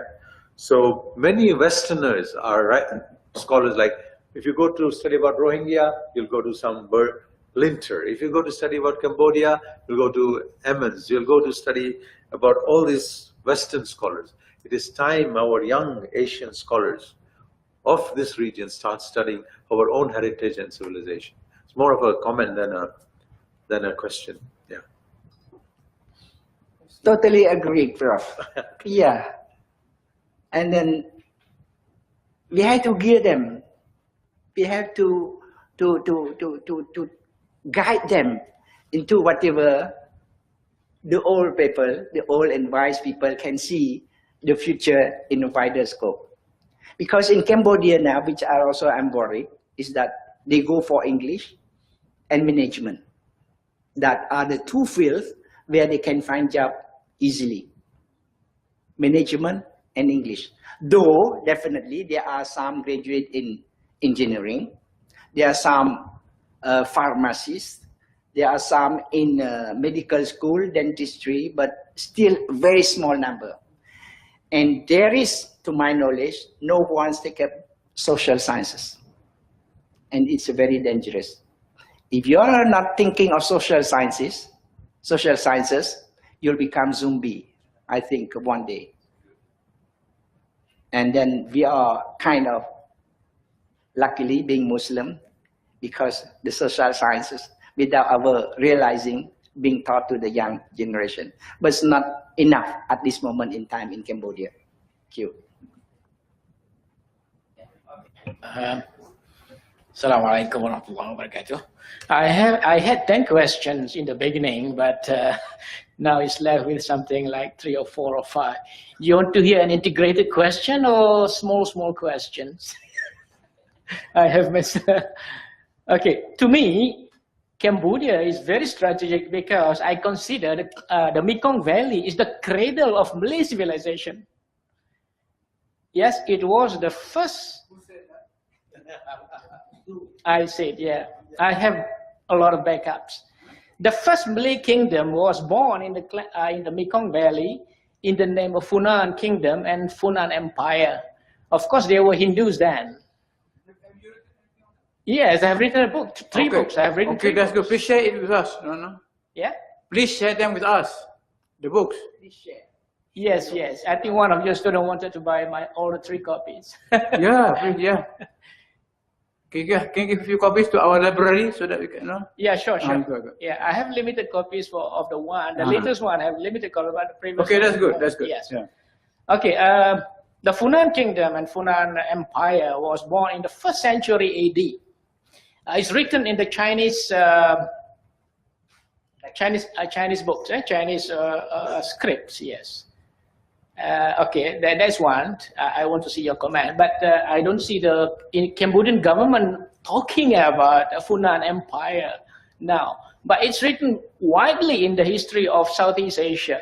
It was the first kingdom the first organized government in Southeast Asia. In the 1st century AD, a Malay kingdom. That's right. Okay. Malay, the cradle of Malay civilization. Okay, that is a big bang for some of you. Okay, I have other smaller questions. I have met, I had a 1-hour discussion with the son of a retired general from Cambodia. He said that Hun Sen, his origin is not known, whether he is Cham or Khmer or no. But he was brought up by a Buddhist Khmer family. So that is probably, he looks like a Malay anyway. He looks like a Malay. But many people say that he's very pro-Muslims in Cambodia. Okay, I want to see your comment also. Okay, the 3rd question. Norodom Ranariddh, you know, he married a Muslim Cham, a Muslim Malay, whose relatives are in Malaysia even today. And they have married according to Malay customs, you know, converted Asyhadu an la ilaha illallah wa anna Muhammad Rasulullah, and then started the ceremony of marriage in the Islamic way. I don't know whether he converted later on, but the process was like that. And they had 3 children. Can you tell me whether are they still Muslims or not? The children. I believe the wife is still Muslim. Okay, I have many other questions. Maybe I just stop there for let's okay, let Dr. An answer that. Very, very simple question, maybe. There is no confirmation to me. Yeah. As Funan was a Melayu state. There were some assumption that the people of Funan, some of them are of the Melayu stock. And that's why I say it's a very tough. The leader, yes. Yeah, it's a very tough question. It was a mix between Malay and Khmer, just like our Orang Asli today. They are Proto-Malays. Yeah. Half of them are Malay origin, the other one is Khmer origin. Mm-hmm. So it's like that. Yeah. Okay. About the runner. Yes, definitely. Cik Zahari was. I was his neighbor when I was in Kota Baru, Sungai Keladi. Yes, and he was yes. telling me that his village just the other side of the river, Kampuchea. Yeah. Okay, whatever it is, yeah, there is a cousin of the wife of Ranaret, Yes, yes. who are now separated, Ranaret and his Yes, yes, Muslim I know wife, that, yeah. living in Kota Baru, in Pangkalan Jepa now, to be exact, yeah. in Pangkalan Jepa. Pangkalan Jepa is Pangkalan Champa. Pangkalan Champa, yeah, Yes, yes. inshallah. Then we know that Ranarit's wife was a Muslim, but was not a practicing Muslim. Oh. And down the line, the 3 children, I have no idea. Where are they and what are they doing now? Maybe the person in Kelantan, her cousin, can tell something, but her cousin has passed away. Now only the younger generation. And the second question was on what just now? I'm so forgetful. Hun Sen. Yeah, Hun Sen. Definitely he was not from a Cham origin, definitely. His village is in front of my village in Swaiklang. It's on the other side of the river. And his father and mother just passed away recently. Adopted. Not adopted, a real, to my knowledge. And his brothers and sisters, so many Hun. And if you see in Cambodia, all the Hun, there's so many. And the younger generation carry the name of Hun too, which is not normally the practice of Kampuchean. And the Kampuchean name is given with the father's name and the son's name. During my generation was the grandfather's name and only our name. Like my name is Muhamad Zain. Mat is from Ahmad, my grandfather, Muhammad Zain. And son of who? Muhammad Zain. Muhammad Zain is Musa. Musa, another title. So when you get a name, you have 4 generations. But now, it looks like a trend in Cambodia. Those famous people, they use the family names and they carry on. For I can't answer that question. I can't answer the question. But definitely, to my knowledge, he's not from a Muslim family. Adopted. Thank you. Yeah, I think like this. I mean, regardless of his ethnic origin, the important point to take note is that he's sympathetic to Muslim. So while wasting, well, you can carry on with doing some exercise, historical about history, yeah? But we should grab the opportunity. That's it. Muslim community in Kampuchea now should grab the opportunity while the political leaders are sympathetic. I think that's important. Yeah. Let's talk about education. I think if you want to talk about, because the subtitle of your presentation, present conditions and future challenges.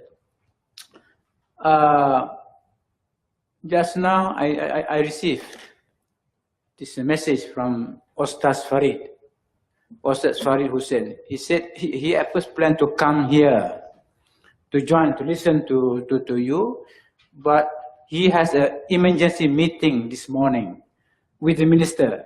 I thought it's more than one minister. I said, which minister? Yeah. But you see, it's only one minister. The purpose of the discussion is to talk about the setting up of a college university in Kampuchea. All right? That is the. But you raise a very, very important issue. Who are going to be the students? Okay? These are the kind of things that we need to discuss. Yeah. From your presentation, I can see that now the number of the primary students increasing. Soon going to have a Form 1. Tingkatan 1 Form 1, the secondary. So basically, it's what you have is a kind of vacuum in the middle. More now, because there lies importance of education, so the young ones go to school. Okay? But then, the question I say, what about the secondary school? Are there enough secondary schools where they can go, and especially those from the religious education, enough teachers and so on. But Ustaz Farid now want to enter with the help of Triple IT, wants to create a tertiary tertiary level. Tertiary level can only function, can only be effective if you have sufficient supply of secondary students. Is that being so? I don't think so. That's In the it. future. This kind of thing that we know. Now, you said that sarcasm of local Cambodian, this ustaz or tuan haji or no to an imam can only bring can produce a lot of lembu untuk korban, cows for korban. Yeah. Actually, when I went to Phnom Penh last time, yeah, I was told the same thing. They said the Malays from Malaysia, they are very generous. Yeah, they slaughter hundreds and hundreds of cows and but they don't contribute to school. They contribute to education. So, yeah. So every year our friends will go and do korban in Cambodia, all the way here, Cambodia. But what about this? The needs for education. Yeah. So I'll give you no, up to you want to say this thing, huh? No, sister. Yeah. Oh no. After I finish, I will let you speak. Yeah, and then on the pass to Ishara. The point is, we need to live because to me, education is the key. Education is the key to the future of the Muslim community anywhere, including in particular in Kampuchea. And what can we Malay Muslims here in Malaysia, we talk about now the ASEAN community. ASEAN community is our community. Our community is not just here in Malaysia. Our community is the whole of the ASEAN where Muslims form the majority. How can we, Malaysia also address the issues of education in Kampuchea? Yeah? If I can interrupt for a minute only. 2 years ago, I was spending 3 months in UGM in Gajah Mada. You know, there is a lot of students who are interested in doing research about Islam and Nusantara, but we don't give money. They don't have money to continue this education. Yeah. This is where Malaysia can contribute, not Lebu Korban only. You know, doing more concrete work in the area of research and education. You are right. Okay. Sister, no, after also. Yes, sister. Yes. Assalamualaikum everyone. My name is Nomar. I'm from Yayasan At-Tirmidhi. I was from Al-Bukhari before. So I make regular trips to Cambodia since 2012, like 6 trips in a year. And we spend like 1.5 million a year for the school. Just to correct you, Professor Zain. Ringgit. Yeah. So just to correct you, Professor Zain, next to CIC building, there is another wing which we run a school there, and that school is called Angkor Training Center. Yeah, Angkor Training Center. This is under the TWET program. So since 2014, and there's a lot of challenges.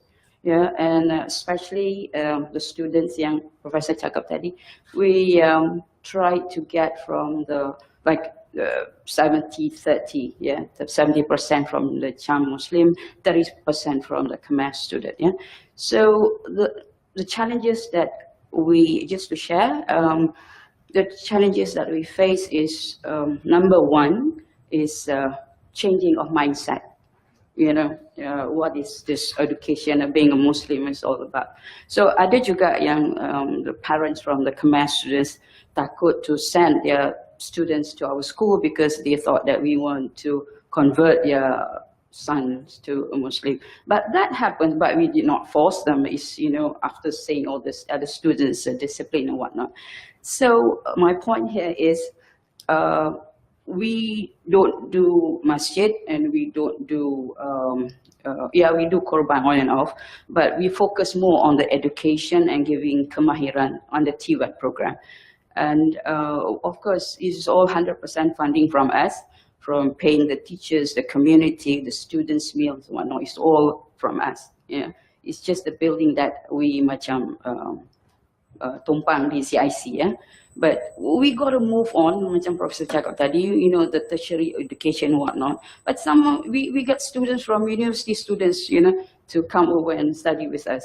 So from just to share again, starting this year, we will do a program, 1-year program, and ATC, Angkor Training Center, will be known as the School of Building Maintenance. You know, full-fledged building maintenance. So there's a lot of modules there, which I actually went to our Department of Skill here in Malaysia, in Putrajaya, which I say thank you so much to Tun Mahathir because of whatever modules and the program that we introduced, which I work closely with, of course, Tuan Mufti, YB Osman Hassan, you know, Ustaz Wahid. And they told me is that our module here is even much better than the university in Phnom Penh. You know, that good. Of course, we had to scale down untuk budak-budak ni. And in a way, we need support in terms of if we do a 1-year program, let's say 6 months. Our school is at Choimetri. So the 6 months kita kena move them to the city or suburb. This is where we need government support and whatnot. So I do not know which, whether we can get that support. But for now, Alhamdulillah, we will still give the funding. I still get the budget for Cambodia, at least maximum about 2 million a year. So, you know, this is just to share what we do in Cambodia. Thank you. MashaAllah. Yeah. Barakallah. I mean, I would say that to my bosses. Yes, yes. I mean, it's nice. It's nice to hear about that. I hope there are other groups. I know, I'm sure there are other groups doing their own bits. But any comment from you? Yeah, I wish to thank you so much for the info. I've heard of that school, but today I met the person who ran the school. I think we shall keep in touch. I'm the director for Community Aid and Social Development. Inshallah. Maybe we can exchange telephone numbers or whatever after this. Oh. Shut up. Yes. But school is just open to... No, the CIC. Oh, not CIC. It's a wing of the other side, or not CIC that she was mentioning.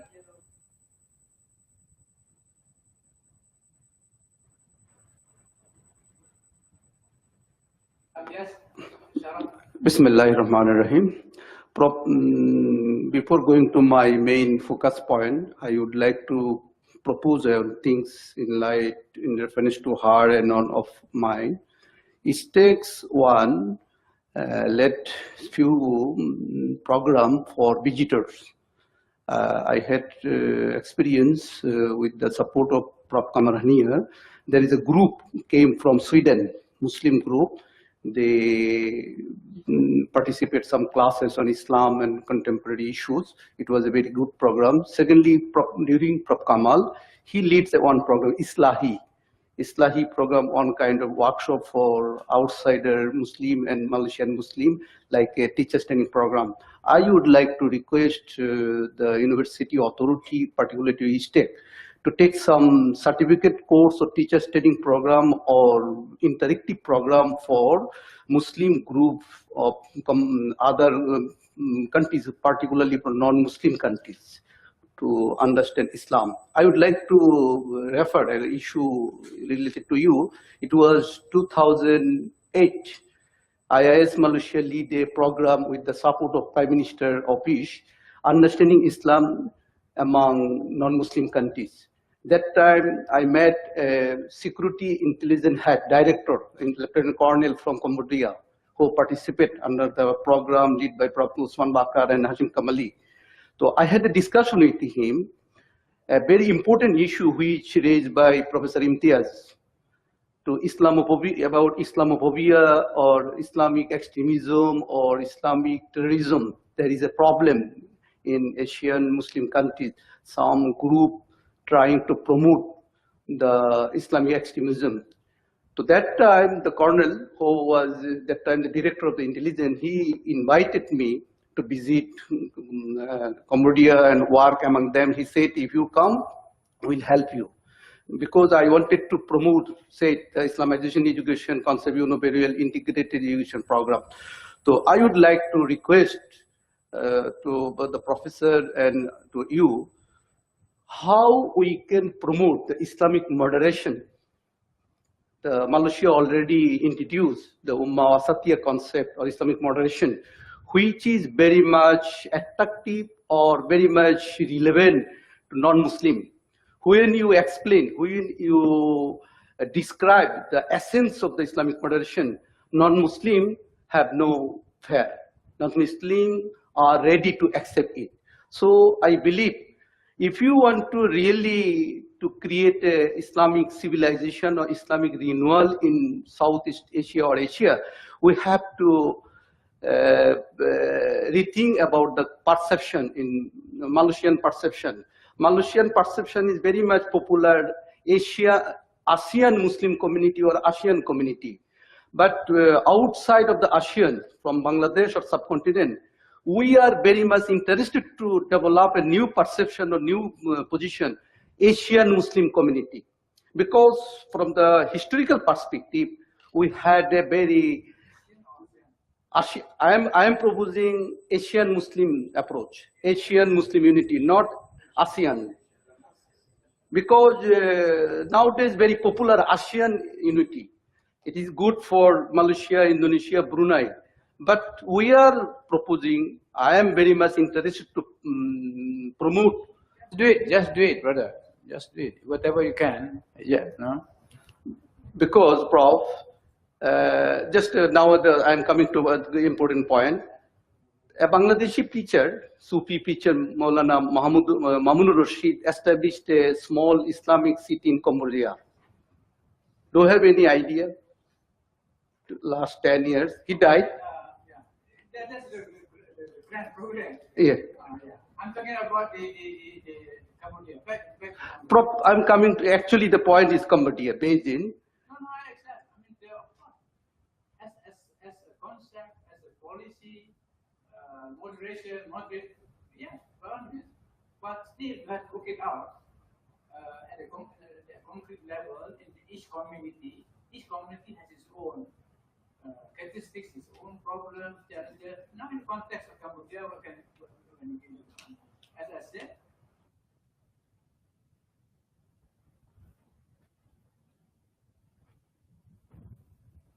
But Prof, Cambodia is a part of East Asia.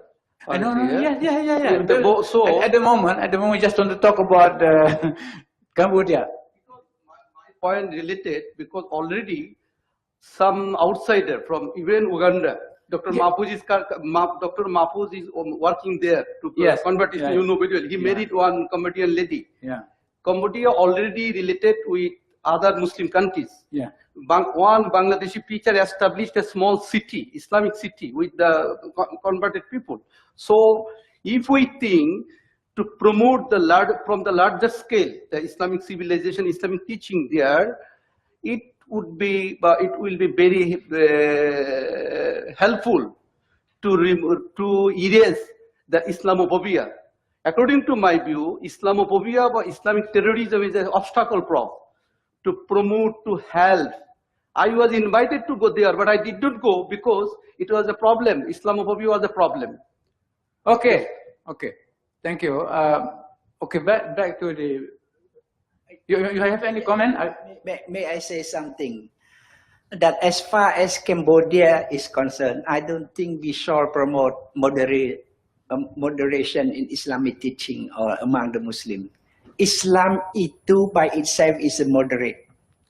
If anybody wants to teach us how to be more moderate, let them be their problem. Thank you.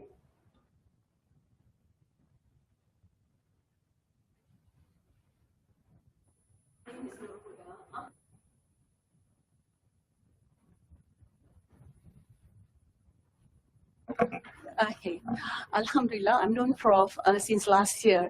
So when we knew about his schools, we were so interested to go, mainly for our kids to see. Eventually, they also like, you know. But I think talking about mindset, the problem now with us Malaysian, because I know that a lot of donors, they built masjid everywhere. Every kampung masjid was built by Malaysian, Indonesian, Singaporean. There are plenty of masjid, and also tempat air, kolam air. And now is the problem with us lay people like me, because when I see it, when I invite my friends to help build school, profs, Separma, the first thing they say is it masjid, and then they're only interested in Islamic thing, you know, whereas sedangkan Prof punya sekolah ni is whatever subject they're teaching, even mathematics to me is Islamic. But I think we have to change the mindset of the donors here, the apa tu, orang yang betul-betul ada duit want to help the Cambodian. But the first thing they say is they want to be masjid. They want to apa tu tahfiz and all that. They are not interested in school. So how do we go about to change these people mindset from just talking about agama, and instead of you know, just education, proper education for the children of Kampuchea? Thank you. One real practical issue that is being faced. I welcome Dr. Do you have any before I have my comment? Okay, I'd like to take this opportunity to thank Datin Nurun for helping us. And I hope that is a bigger opportunity for us to interact with many of your friends maybe. And maybe I just make a one short sentence that our school is short of so many things, even teacher salary. Any help towards that is very much appreciated. Thank you. Okay, yes, I've heard of this complaint before.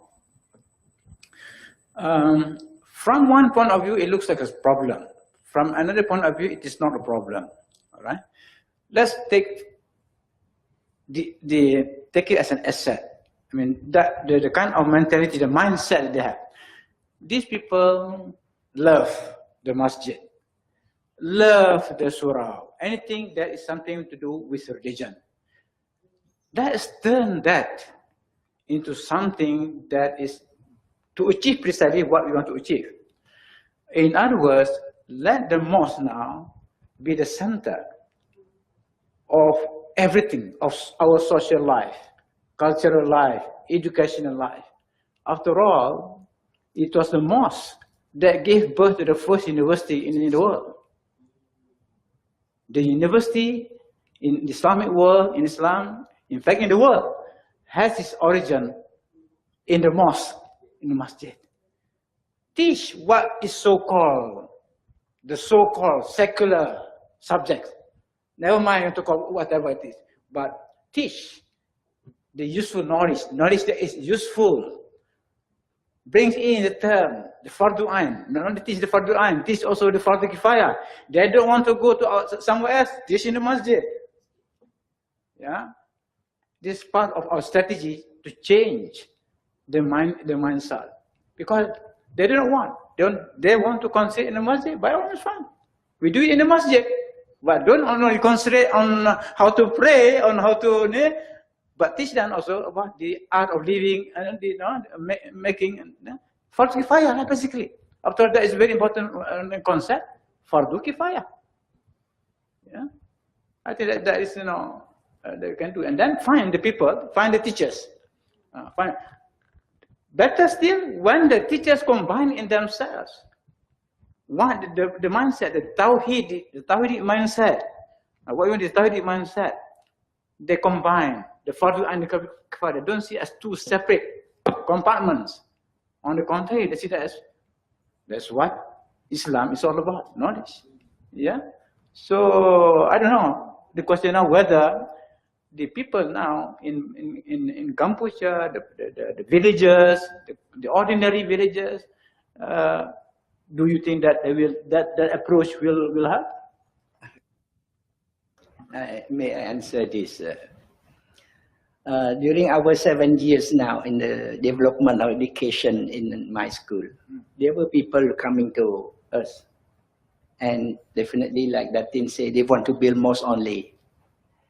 Then to cut the story short, say mosque without imam, it doesn't make sense to me. So it had to start from school. Please help us to build school. Never come the money. Secondly, as far as I know, in some of the mosques in Cambodia, there are groups of people who control, who can go and read Khutbah, who cannot do anything in that community. There are graduates who are teaching in my school. They never invited to be membaca khutbah.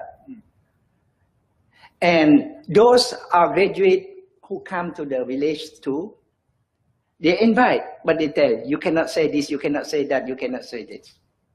Say, the person say refuse. Okay, you go ahead. If you are giving to give me the instruction of what I know and I want to tell the people, so you go ahead with your system. And that is the problem. Maybe that mindset and that understanding how you want to control the system. But there is one catch statement sentence. I say, the structure of the hierarchy, the Mufti department is well structured. And if you want to change this, you have to start from the Mufti. Sorry. I think that discussion like this is important, discussion. Now, if we have people, say volunteers from Malaysia, after all, there are so many graduate students now who are unemployed. For example, there are graduates of University of Malaya who take, say, Islam and science education. In other words, one part of the course is from the religious sciences, but they also take the education, science education. Some of them don't have jobs. We create what you call, if America can produce Peace Corps volunteers, why, based on our teachings of Islam, I mean, to do what you call welfare work in Kampuchea, is that something possible? Huh? Isn't that possible? I remember, and I was in Brunei for 6 years. So they have in Brunei, especially the University of Brunei Darussalam, the undergraduate degree is for 4 years. But third year, the students leave the university. They go somewhere throughout any part of the world to do what they call discovery year. They call it discovery year. So during that discovery year, you can do anything. Choose. You want to go to Latin America, you want to go to Europe, yeah, and you teach whatever. I don't know. This is something that can IIUM spare that kind of, for example, some of your undergraduate students to do that, yeah. So I'm talking about Brunei. They say they can teach Malay. If I remember talking to the embassy from the Kampuchea embassy in Brunei, because these Brunei people asking, can our students go and teach Bahasa Melayu? Yes, we need that. So we need to have precisely, yeah. So in other words, some of our volunteers can go and teach Bahasa Melayu in Kampuchea because there are people who want to study Bahasa Melayu. Yeah, I think this is the kind of thing that we need to organize. I mean, basically to organize things. I think that is possible, Prof. But I strongly recommend that if you want to do that, you have to start from the Mufti department. They oppose it? I would not say they oppose it. But such a big program, to me, it might take one generation, 20, 25 to 30 years to change this. And this is how I observe what's happening in Cambodia. So if we can start, I mean, you can send teachers to my school. It's very risky. It's very risky. The Mufti, It's very risky. Okay, I will put this way. There are some schools in Cambodia. Just with the click of the fingers, it becomes and gone. is it Internal. Is it because they have problem with you? No, it's Okay. nothing to do with that. I said the structure of the Mufti department is well structured. Anything, as I said, the Chamtu Jutu being nominated by the king as having their own group, self-interest comes in before anything at all. I hope I misunderstand it or misread that what's happening now. Thank you. Been dialogues with the Mufti's office. Maybe, I don't mean just between Cambodians and Cambodians, but what I mean is it can come from the people here.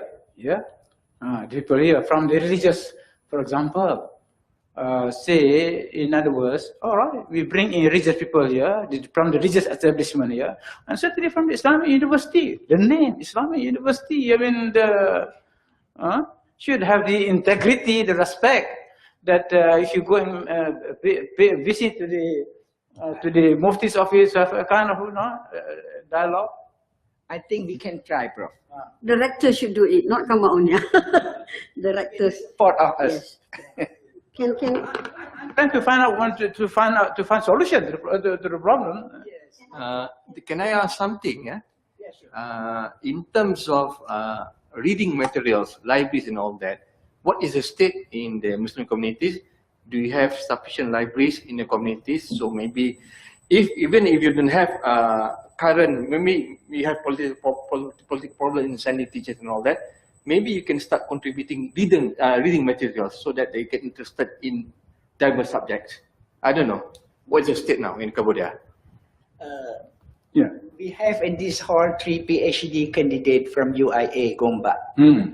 Saudara Mustafa, Basri, and Nasir. Can you answer that question?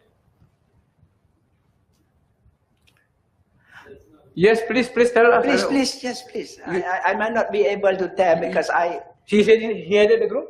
Yeah, he's a group, yeah. Yeah, please. Please. What? Okay. All right. I have established one small library in our school. And I would say now we have about 300 titles. Not much. The problem that people come and have a look at the book in French, in English, they don't understand the language.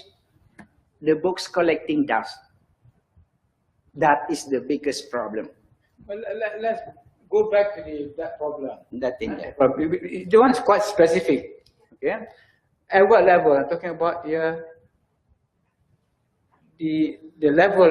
When I was there was 2 volunteer teachers at your school. They were actually volunteer. They didn't get money. They spent their own money to teach Bahasa, right? Bahasa, Yeah. and they were there for 3 months. How do you do that? I mean, why can't this kind of people? I mean, with more around, maybe can be 20, can be. I don't know if the students can volunteer from the university. I don't know, because you accept volunteers to teach at your school, right? Yeah. For 3 months, live there and at their own expenses. Yeah. These This is fantastic. Yeah, these 2 girls, yeah. 2 girls graduate, yeah. I was suggesting to go to Mufti because it's a suggestion from head of IISTAC. If you go on individual basis and small matter, yes, there's no problem at all. But there's always being pantau all the time. So mind you, is a pantau all the time. So I have been watching my steps very carefully, whatever I do. Professor Zain. Yes, so, saya. Boleh saya cakap, Professor Osman? We have tried sitting with them, even with Mufti and all the people inside Mufti's office. Yeah. We tried and we told them, we shared with them that anything that we can help. Of course, masa itu we are willing to help in terms of restructuring, administration, or even the IT side, you know, because some of the units here, we have our technology people.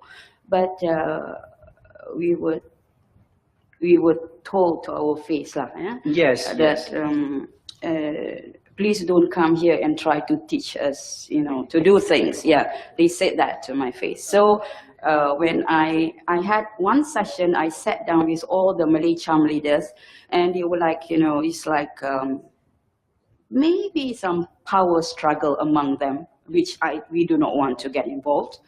And this is what I told them. Saya cakap, tuan-tuan, kita berjalan di atas tanah yang sama, kita pandang bintang yang sama, tengok kena panas matahari yang sama, tengok bulan yang sama. Kenapa yang ini kita tidak boleh muafakat, you know? And none of them can answer me lah. Then I have to rest my case at that point of time. But kita tak mau patah semangat. That's why we are still there until sekarang. Thank you. Yes. Yes, I heard that too many times, not only once, but many times to various people. Prof, I would like to add information regarding the Zakat. In 2016, I participated in the World Zakat Forum in Jakarta. I found one country representative from Kampuchea. In a World Zakat Forum, there is a senior people. I have his business card. He from Cambodia. He represented Cambodia at the Zakat Forum, Zakat activities. Zakat. There is a international forum, World Zakat Forum. One of the senior people.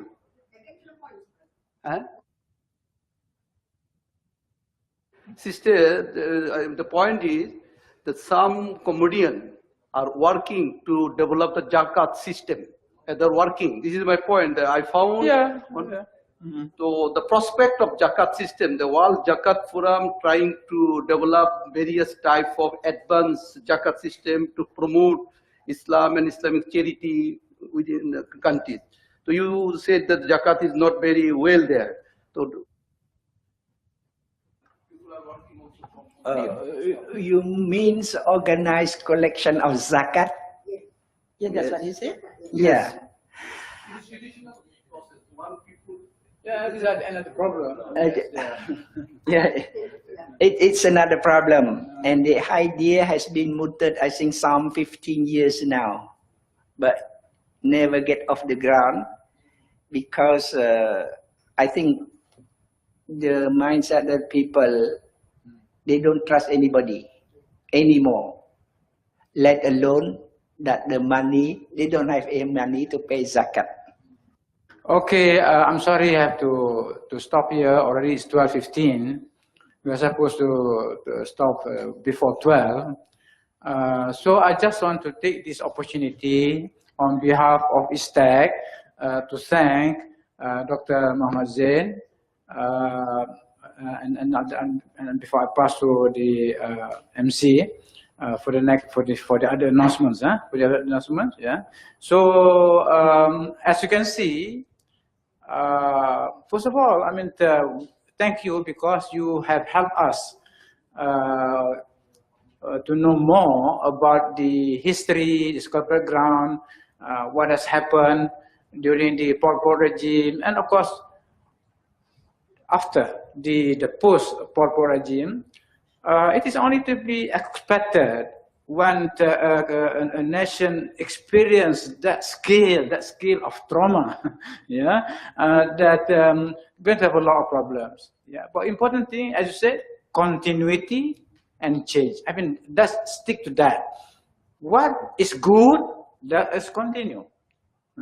Continue, and then and not only continue, but to increase whatever good we have done, make it more, And then, of course, in terms of the change, yeah, what are the changes? Most important, of course, the mindset, change of the mindset. That is an ongoing thing through education, both in the formal sense and informal education. So if we stick to that, and we work together to be Ansarullah, helpers of Allah. Yeah? Allah help us, but let us be helpers of Allah, and we will succeed, inshallah. So that, please join me in thanking him by giving a big clap. So I pass this now to Brother Hazizi to make further announcement. I just add one Yes. word. Oh, sorry, yes. This is about this book. Brother Dr. Muhammad Zain wants to this one. I'll just say a few words that I have this collection, books of mine. Yeah, all his books written by him. Yeah, and then we presented to IIUM-ISTAC. Maybe a few days time. Few days time you can see in the IIUM-ISTAC library. Yes. Okay. Yes. Allah. Okay. All right. Oh, mashallah, mashallah. This is for the library, yeah? For the library. Okay, thank you. So what's the last announcement? You're waiting for the announcement, Brother Hazizi? Aziz. Okay, go ahead. So I just would like to thank to all who are participate for today's program. We appreciate your coming for today's. So I think for the closing, we just have a group photo after this. And we also have provide the lunch at the patio. So please take the lunch before you leave. Is that okay? That's all. And again, thank you for your participation today. And Assalamualaikum warahmatullahi wabarakatuh.